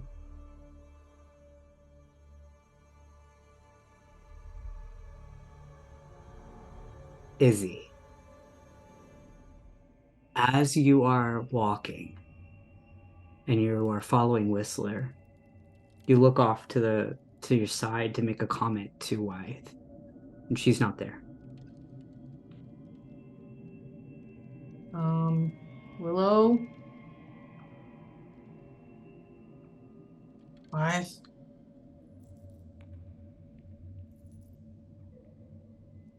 I don't see or hear anything out of the ordinary. It's just like everything's the same. Everything's the same. Same Crossroads. Okay. He's just gonna take out the like staff part of the weapon. So basically just the quarterstaff. Okay. I think she shifts into the last like city person they saw.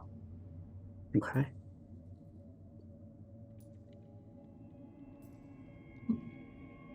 Go ahead and make a perception check for me as you're looking around.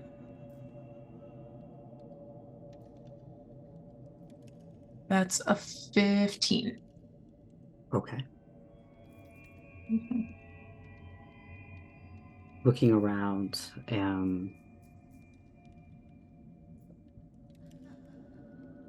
you see somebody walk by.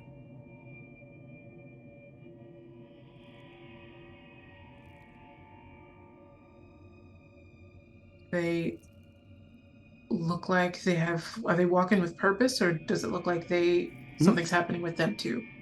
Walking with purpose. An older, not older, I would say mid-30s masculine individual. Just walking. Okay.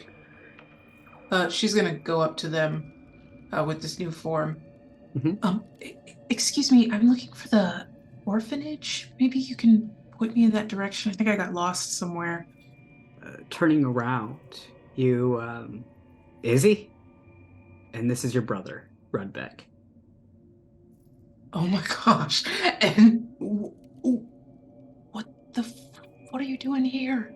And drops it. What are you doing here? Are you alright? Are you okay? We live here. I don't know what you're... you see that he has like a pouch in his hand and a scale underneath his arm. I was just about to check the logbooks, get some finances taken care of for Mom and Pops. Are you sure? Are you alright? Orphanage, I don't know. No, yeah, I'm fine. I think I was just kidding. You can take this too. And it's the whatever little bit of money she's made on this trip, which I think is like 5 gold. You put this in the pile too, and just say it was like tips or something. As an accountant, I probably shouldn't take this. It's tips. Okay, I'll put it underneath the tip section. Yeah. You looking around behind you, you are in the parlor of your family's mortuary. Okay. Rudy, humor me. I could be. And you see he changes into you. Oh, God. I hate that joke. But she laughs. She does not, in fact, hate that joke. Okay. That's not what I meant. We doing a service today? Or what? Because I feel like I'm not... Am I dressed like like I normally dress? Yeah, you're dressed for a service. Okay. Rudbeck is not.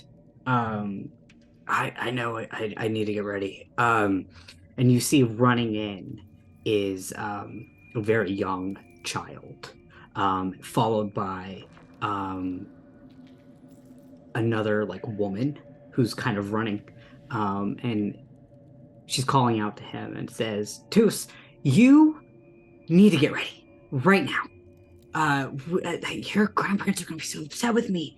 And you see your brother chuckling. This is his wife, Zinnia, and his child. And she gives you a look. Hi, Izzy. I gotta go. Unless you can get him dressed. You're good at that. I look over and see Toos. He's still running around. Yeah. And I look at him the same way I was looking at Sabriel earlier. Mm-hmm. When I was like squinting at him. Mm-hmm. Okay. Yeah, I think we can do something. Now, Toos, you know there's a service today, don't you? Toos sees that you stare and just stops. Mm-hmm. Yeah, I do. And we have to make the guests feel comfortable. Yeah. It's hard to be sad about a dead body when there's a toddler running around. I'm 8. I'm sorry, a child running around. That's right. Okay. Now you be a full-grown child and go put on your suit then. Okay. Okay. And he just walks off. Oh, thank you. And you see as your sister-in-law walks over and follows him. Why don't you go help mom and dad get ready for the service? And are you sure you're doing okay? I'm fine. I'm just full off. Must have been breathing over something a bit too much. Yeah, no, I'll go help them. And she goes to find their parents. Over in the morgue is where they would be kind of preparing the body. You see your mother and your father are there kind of talking. And you see your father there. We were looking for you everywhere. I'm not. Your mother. She knows how to do everything around here, and I can never get my head around everything that's happening. And you see your mom says, "Sweetie, can you help us with this last part? We just gotta get this all together." Yeah. She goes to like scrub up effectively and goes to try to help them. Does this body, does it look familiar or anything?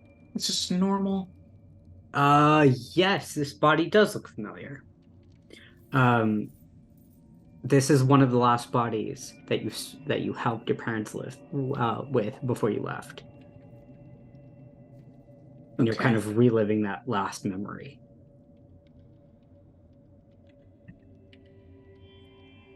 Do they have their key on them?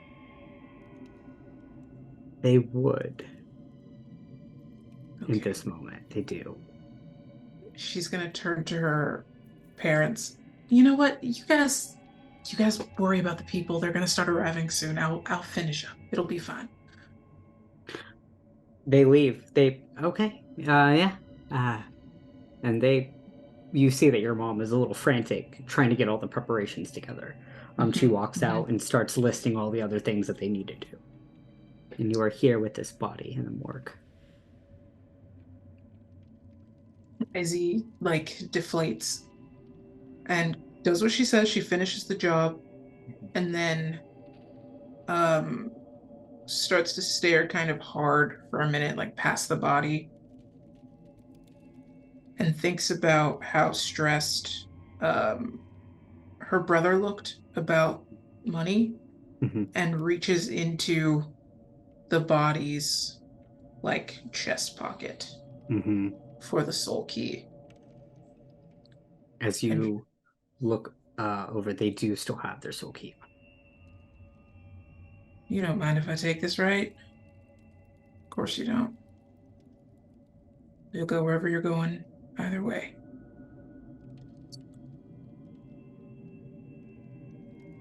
If I don't sell it, I'll bring it back, I promise. And she pockets it. And moves the body where it needs to be for the service. You feel that the weight of that key in your pocket. Sabriel.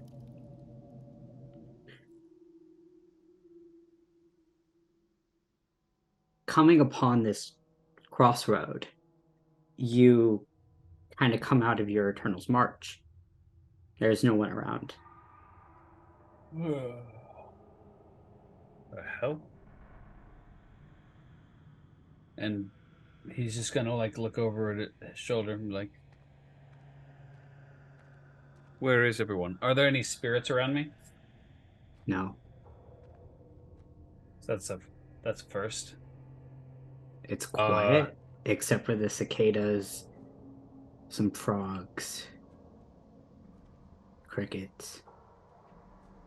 Do I have my lantern? You do? You have your lantern. So he kind of like holds it out around the surrounding area and like looks around. What do I see anything? You see kind of a flashlight in this very dark crop field. You don't see anything. You just see the wind kind of move the crops. And you just see this sign pointing in directions and the split of the roads. Let's see how he's just go. Whistler! Reverend? Is anyone out there? No response.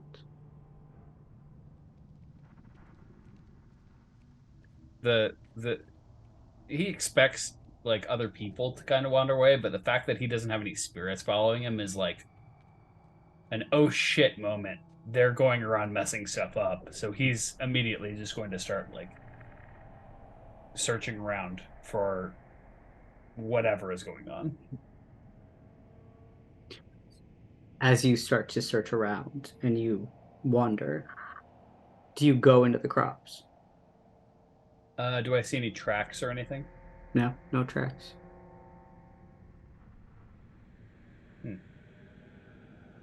Anyone else on the roads or anything else on the roads? No, it's just you.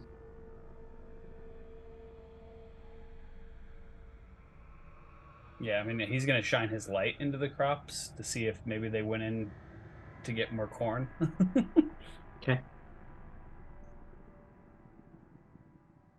But You're very tall.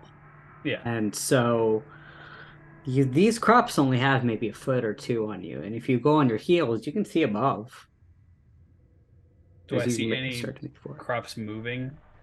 Like on the inside? Only the wind, but no particular like pattern of somebody walking through. Yeah, I mean, he's just going to like. Does he know where he is as far as the crossroads go? You would. You make this trek quite often to go and get goods from the market and bring back food for the Gravehaven. This is normal. I mean, it looks as it usually always does.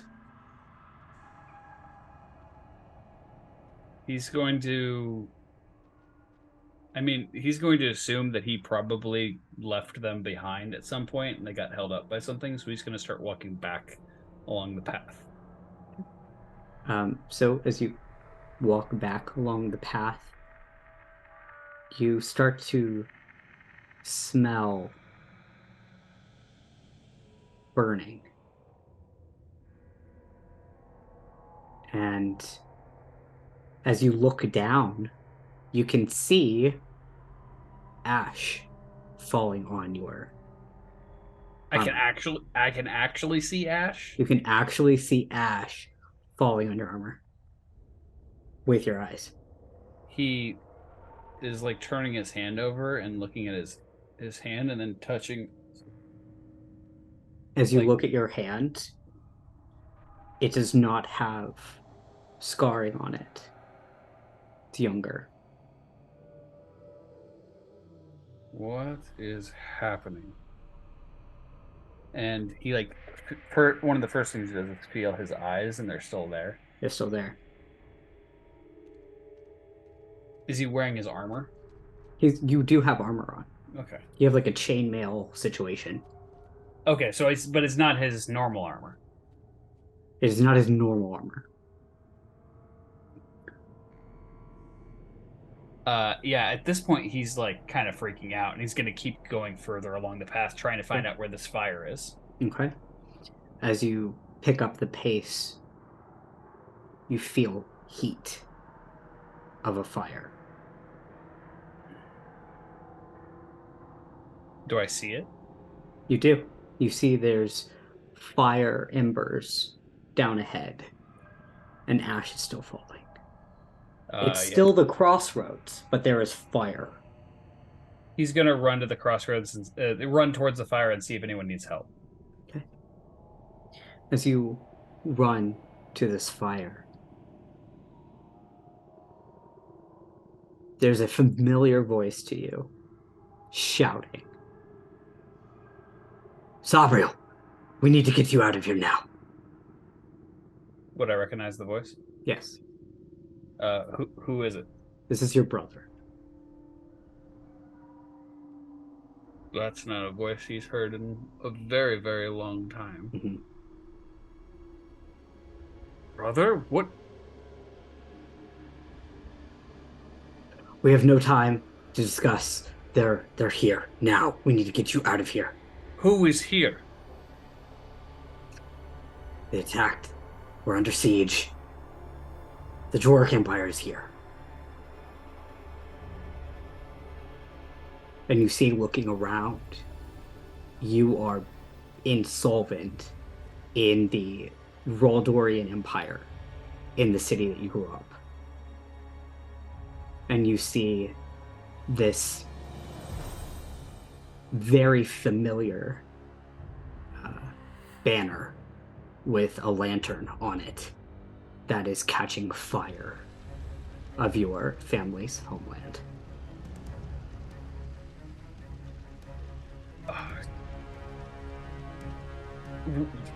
You're right. We need to leave. Where do we go? I know, let's just start running. There is a ship for you. Hopefully we can get you out of the Empire. What about you? You won't be safe here. You see him kind of stop, running, and that feeling in your hand that you always have grasping your lantern. You look as your brother has the lantern in his hand.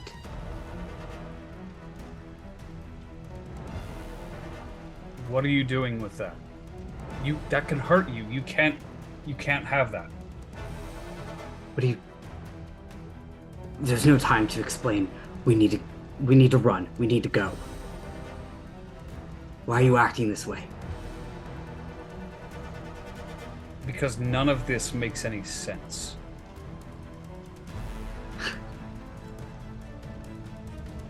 Father trusted the wrong people and made a bad deal. It's politics. And that deal is here. And he takes your hand. Do you go with him as he pulls you? Yeah. Okay. Go ahead and make an athletics check as you hear a scream nearby. Nat 20. Nat 20, okay. Yeah. As he goes to grab your hand, there is a blazing ball of fire that hits about 30 feet from you. As you see people dying, getting hit by catapults. And you are running with your brother through the city.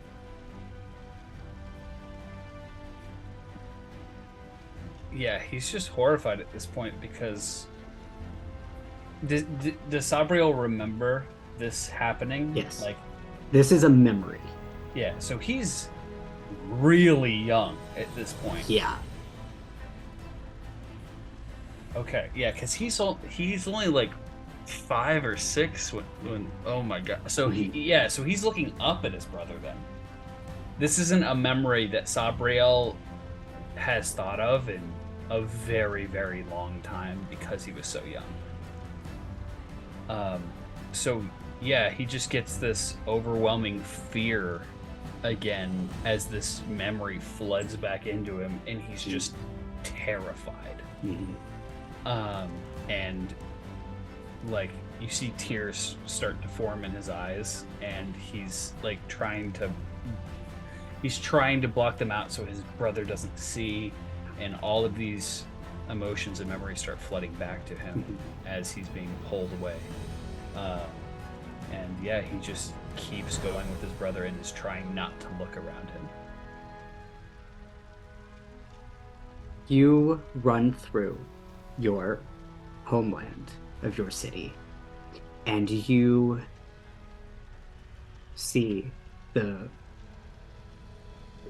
home that you grew up in set ablaze, and you vividly remember the Doric Empire's banners, like scarred in your memory of what they look like, as your brother is taking you through the city alleyways and various shortcuts.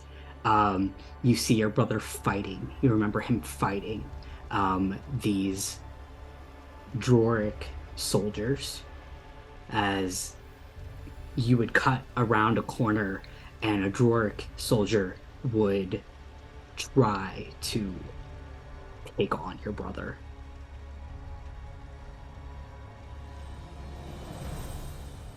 Every time he killed somebody, he would tell you to look away. Do you look away, or do you remember your brother killing them? The first 2 times he doesn't look away because he's too terrified to look away, and then he listens to his brother each time. So after the first 2 kills, SABRIEL can't look anymore, and he like hides wherever he can and like kind of puts his head down like this and just looks away. Taking your hand, he at this point picks you up and is holding you, and you can smell the familiar river that was nearby.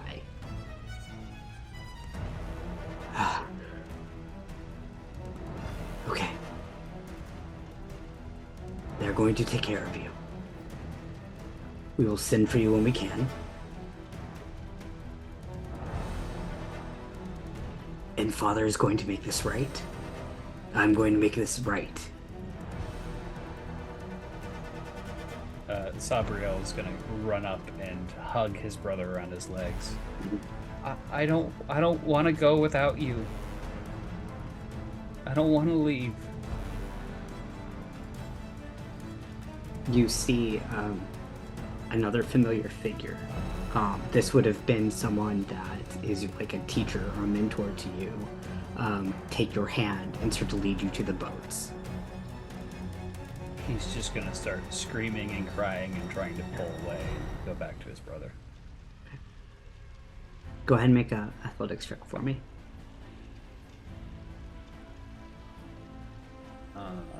That's a 10. Okay, 10.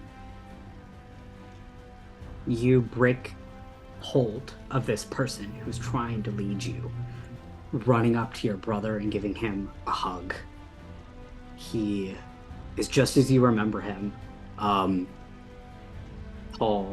as you are now. Looks almost exactly like SABRIEL, except for the silver hair. He has hair more like your mother, dark. He keeps it shorter than you do. And you notice blood spilling out of his mouth.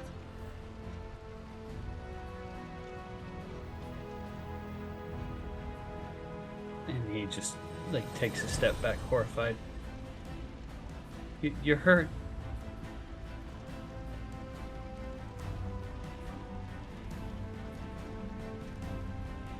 It's fine. It's nothing. And you see this, like, sudden realization as you see him kind of clutch his side that he's wounded bad.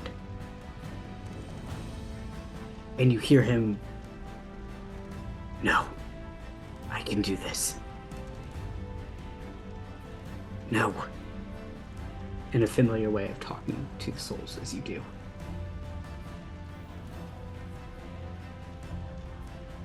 And you watch as your brother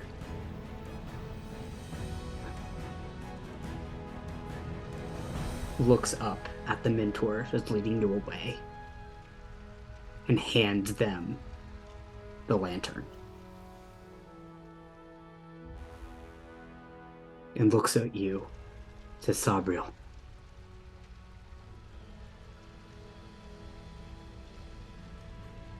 come home,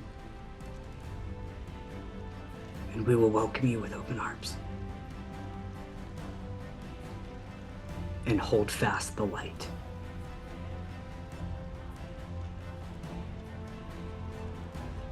And he smiles at you.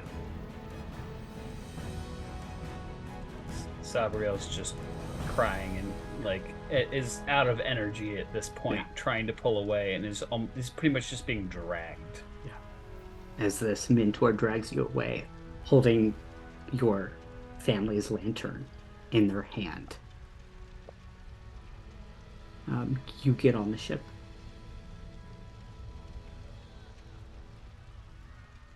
WYTHE.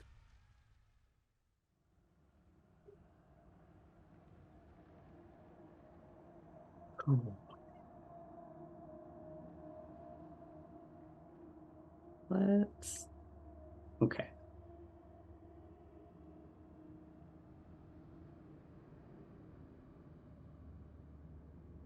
Okay. Following Reverend VARKAN,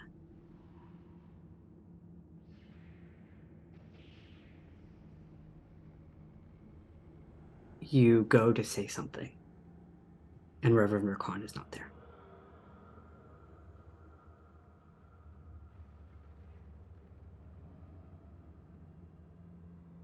WYTHE is gonna look everywhere to see if she can find them.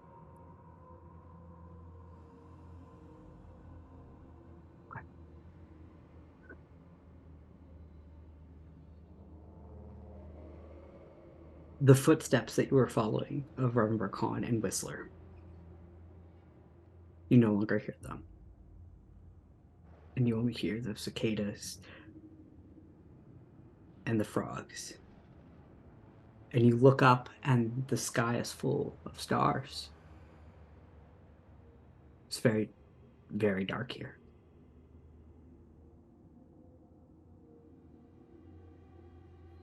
WYTHE gets a sinking feeling in the pit of her stomach. Mhm. Does she have her blade on her? You do. Is it glowing? It is.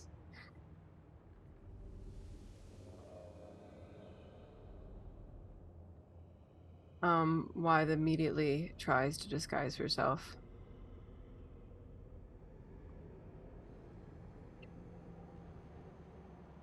What do you disguise yourself to look like? A hag.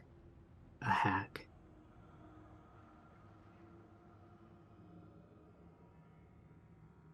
As you go to do this, in the middle of this crossroad, you hear, "Very good, my dear. I've taught you well." Wythe whips around to the sound of the noise and draws her blade. As you whip around,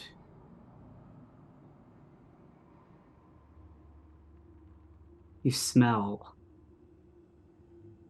blood.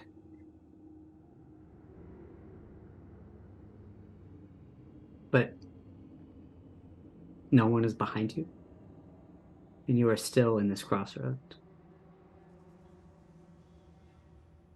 Wythe is going to call out, "Where are you, grandmother?" No response. Can I do a perception check to see if I notice anything out of the ordinary? Go ahead and roll a perception. That is a 14. Okay.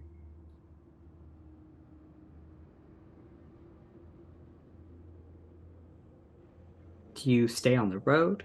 Do you go into crops? I'm gonna find any densely busy looking area I can find and hide. Okay. That would be the crops. Okay. As you go into the crops, they're very tall and very dark in here.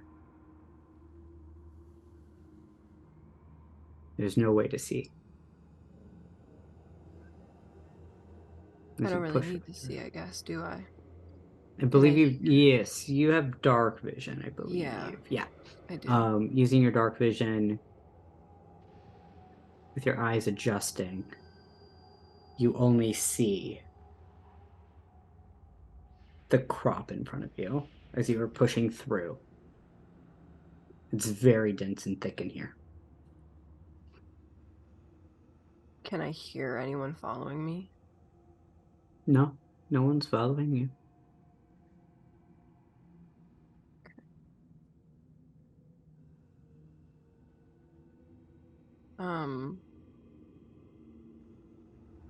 She's going to find a clearing Mm-hmm. and cast snare, Okay. and she's going to walk on the other side of the snare and wait. Okay. And remind me what snare does. So snare is a spell that you can use it to create a rope and like a 5-foot radius on the ground. Mm-hmm. And it becomes a magic trap. So anyone that it's invisible, and it requires a successful intelligence investigation check against my spell save DC to be discerned. Mm-hmm. But it triggers when someone walks into it, and essentially it's like a trap that'll just hoist them into the sky Okay. and hold them upside down and be restrained. Okay, great. A few moments go by as you are making your way through. Do you head back to the crossroad, or do you keep going forward into the crops? I'm gonna keep going forward into the crops. Okay. Going forward into the crops, you feel your snare catch. She's gonna run. Okay. As you're running through the crops,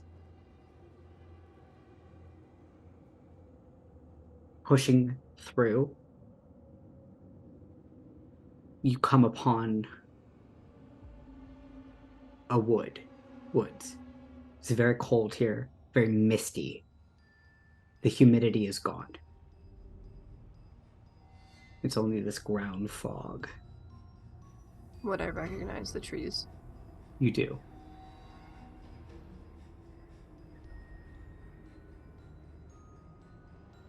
She starts hyperventilating, and then tries to calm herself down. Is there... You said it's misty, so I guess not. She's going to try and sneak across the field into the woods. Do you go towards the snare or away from the snare?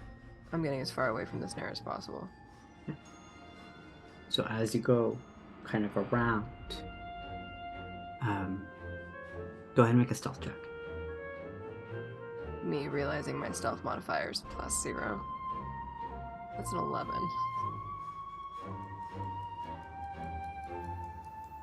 11. Mm. And where are you going? I'm going into the woods. Going into the woods. As you turn your head towards the woods, a very old face is there. As you... Where are you going, my dear?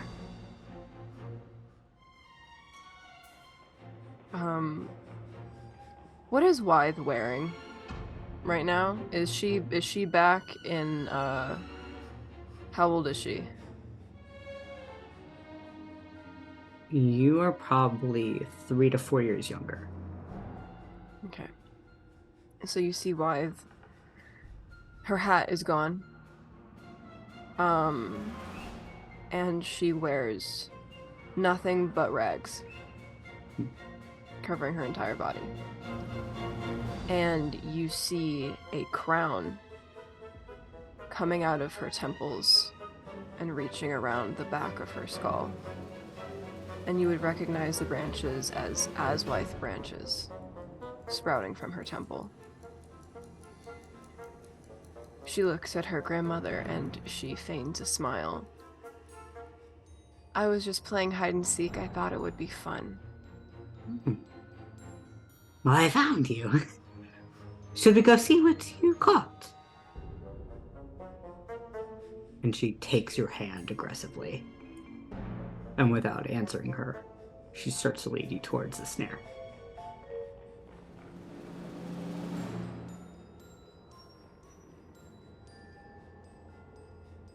What do we see in the snare? In the snare, you see a very frightened child. Very frightened.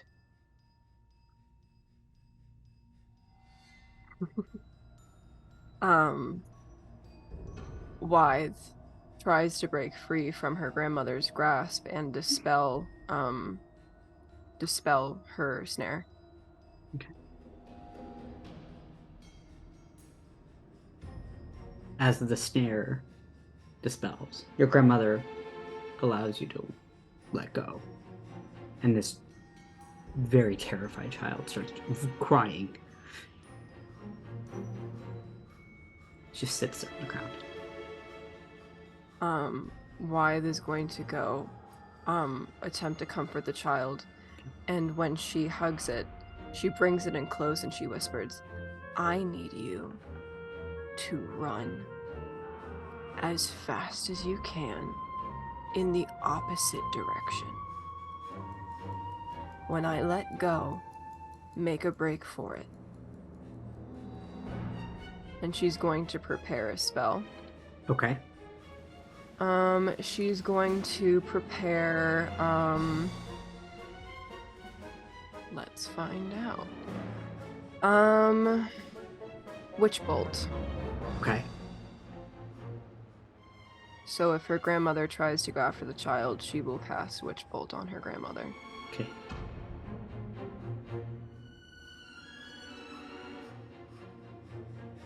And she releases the child. The child takes off into this wood. You can hear her crying and the panting. And your grandmother looks at you and says, "Good you. I love it when they run." And starts to chase after the child. Can I roll to strike, or can I strike her? Okay. Yeah, you can go ahead and roll. Okay. Why do I use... Damn, why did I decide today My one roll I was going to use on frickin' digital dice roller. That's a 14. Was that what it was? 14. Yeah. Can't remember. And this is to hit.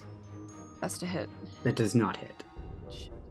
As you prepare this witch bolt to go after your grandmother, you see her form contorts, and as she begins to run, a leg comes out of her, and each stride, another one, and another one. And these spider-like legs come down, and she gets probably 15 feet high. Her hands are claws as she is gripping the sides of these trees. And you can hear, you don't see it, but you can hear that child crying. And then silence.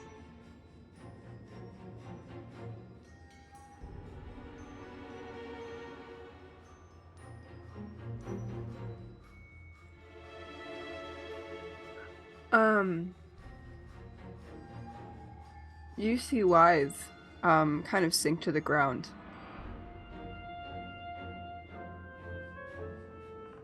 And she makes a promise.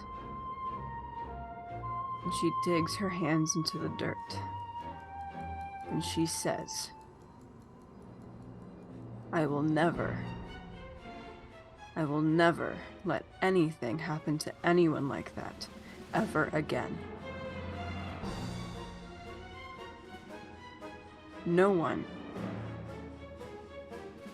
else is going to be like me.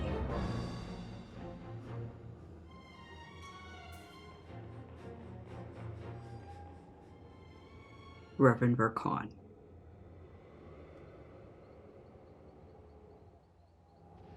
You are standing in the middle of the crossroads.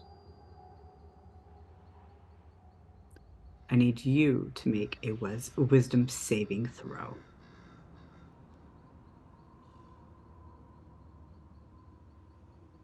Trying to decide which one of my dice likes me.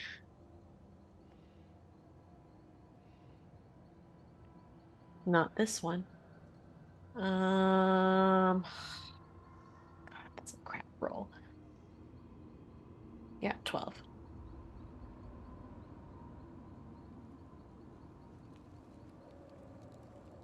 Standing in the middle of this road. You've been here several times before.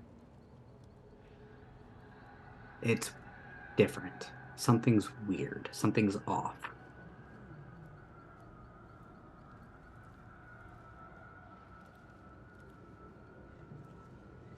Something's wrong. I don't think we should keep going down this way. As you speak out, no one is there.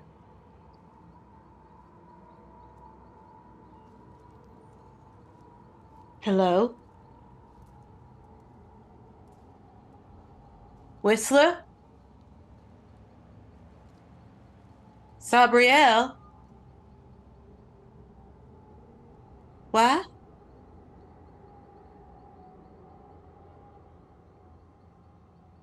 Is it?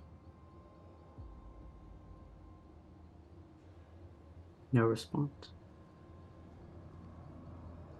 Oh no.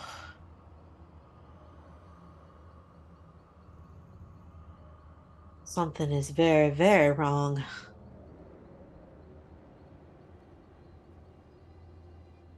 Let's take a quick look what I got here.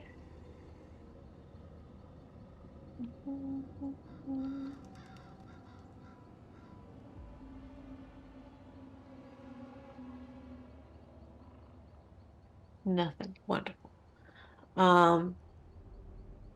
Yeah, the Reverend VARKAN isn't gonna bother to try and look around.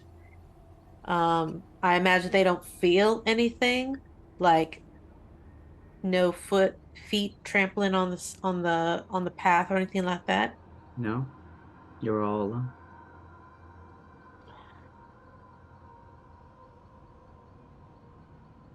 in Yoharos's name is happening?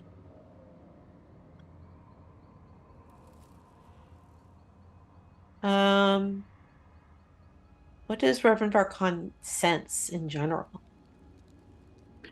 You feel the humidity.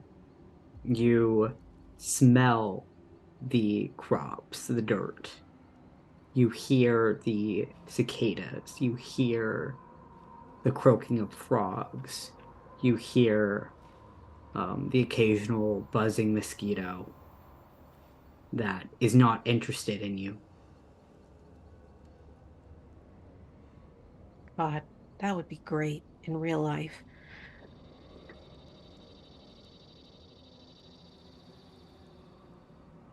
We got to the crossroads, and then suddenly nothing. And I had a strange feel. Probably some kind of magic. But by whom and why? If this is happening to me, it's almost certainly happening to everybody else. How do I get back to them? I don't suppose going forward will help, but going back certainly won't. I think the Reverend is going to keep walking forward. Okay. Towards Crescedia? Yes. As you keep walking towards Crescedia, if you can keep going down the path. Yeah, I think they are going to keep going.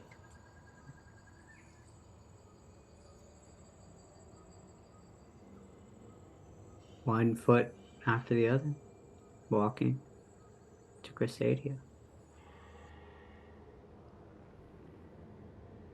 Does it seem like anything changes around me? Go ahead and make a perception check.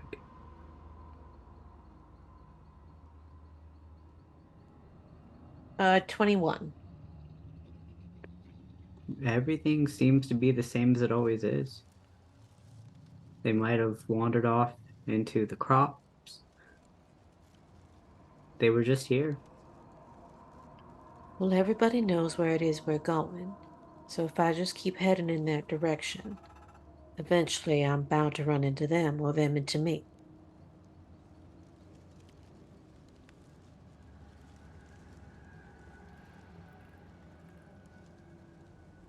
Hello? Is there anybody out here?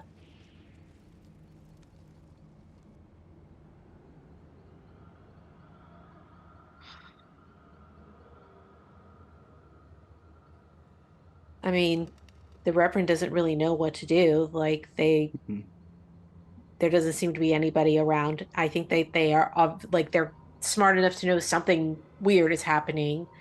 Um, the only thing they can think to do is just keep walking. Okay. You get a little ways away from the crossroads. And now it's dark. The sun is fully set. You can feel the night air.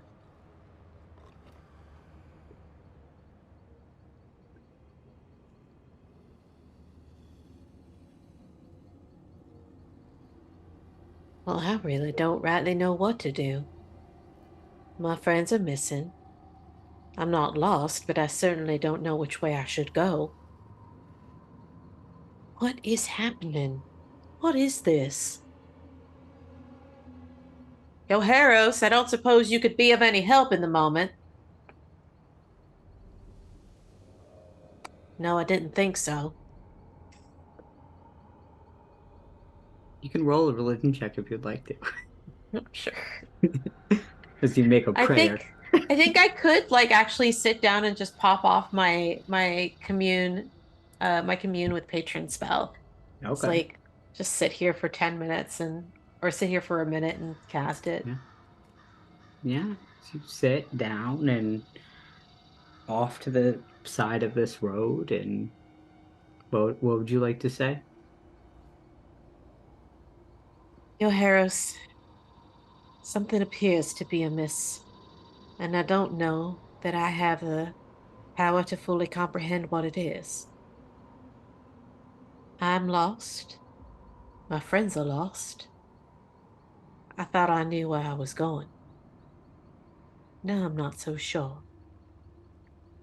Could really use some inspiration, some help. A little bit of guidance would be appreciated.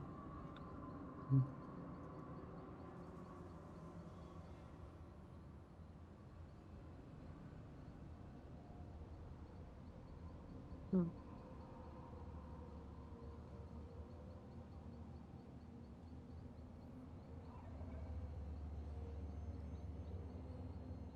Of course. What else? You know, I'm really getting very, very sick and tired of you not answering me. I don't suppose you could cut me a little bit of slack.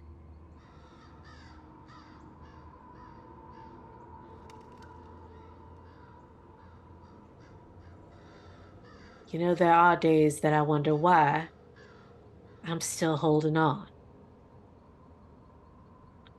Because I don't rightly know what it is I'm holding on to.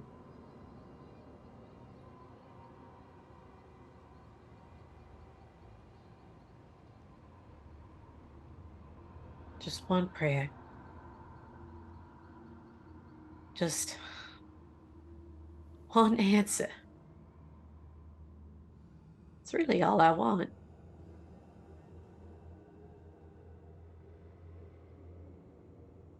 It's not too much, is it?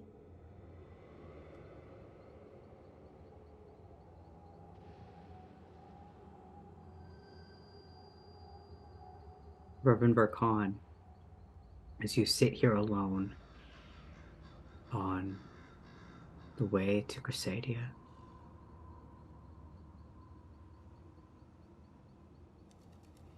you're here for 10 minutes, maybe 30 minutes. Time kind of stays here.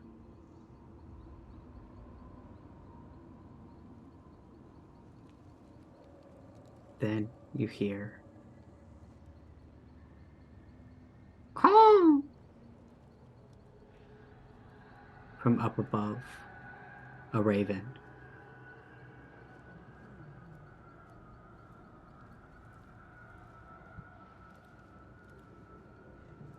And that raven flaps its wings, and it flies off in the distance behind you.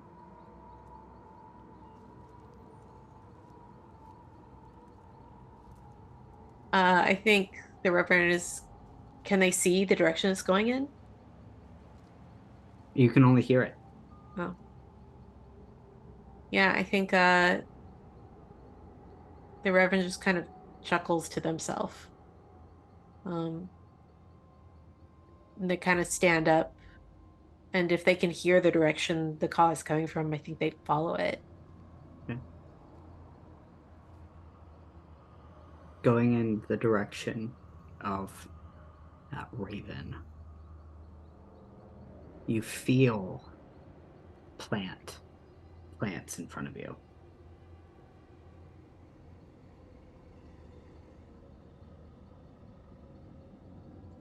Do you keep going forward? I mean, probably, yeah. They're gonna go in the direction the Raven is going. Okay. As Reverend VARKAN makes their way into the cornfield,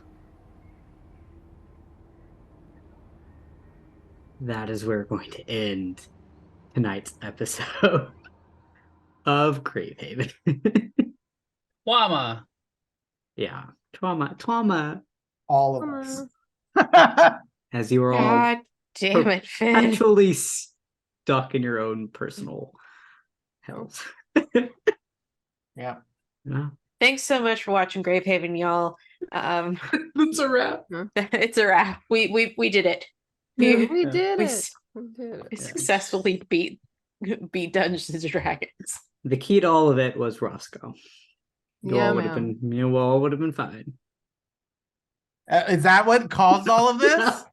Maybe, you don't know. Maybe. Oh no! You had to touch the monkey. Fucking monkey, dude.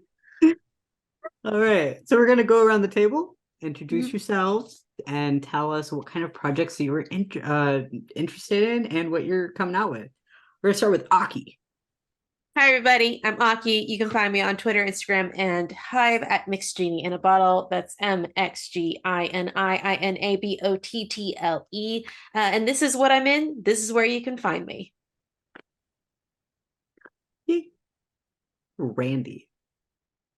It's me. Hi. Hi. I'm the problem. It's me. No.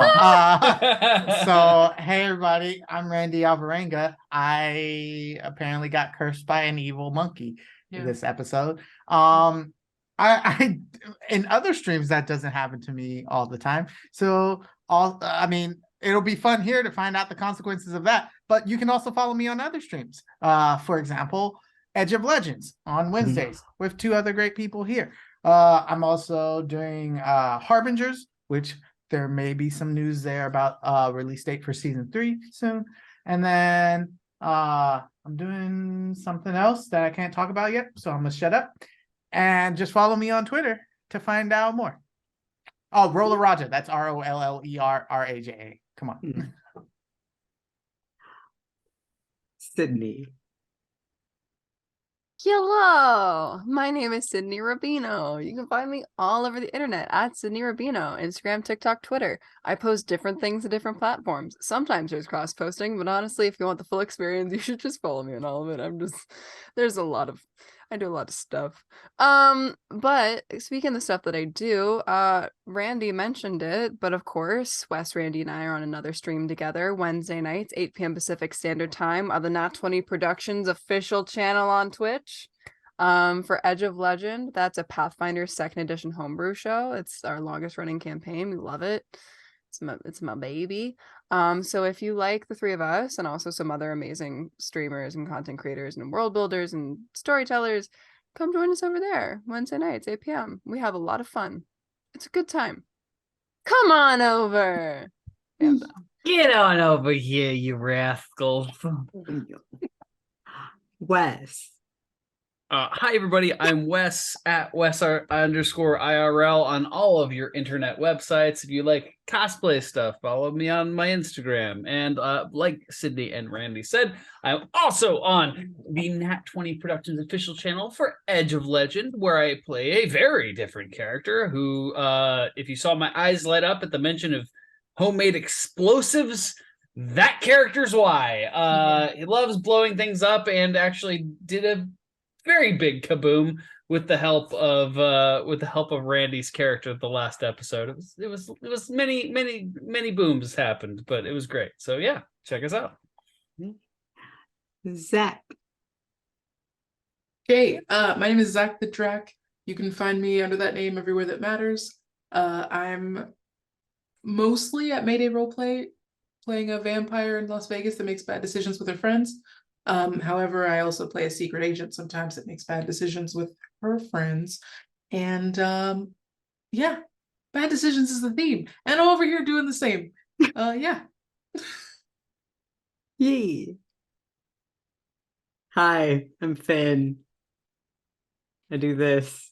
You can find me all over the internet at Finn R. Pierson. And yes, this show is up every Friday here on Q Time, 7 p.m. So we will see you next week. If you want to catch up on the show, all of our VODs are available both on Q Times and OscuroMythos. I believe every Tuesday they come out, so you can watch those. And they got get caught up with the show on Fridays. We also have a podcast of the show that, as of right now, has chapters 1 through 4 up. And so you can listen to the show while you commute. When I'm not here, I'm over on Open Circuit Studios, where we will be having the second season of Leverage Los Angeles. And that, I believe, starts on February 15th.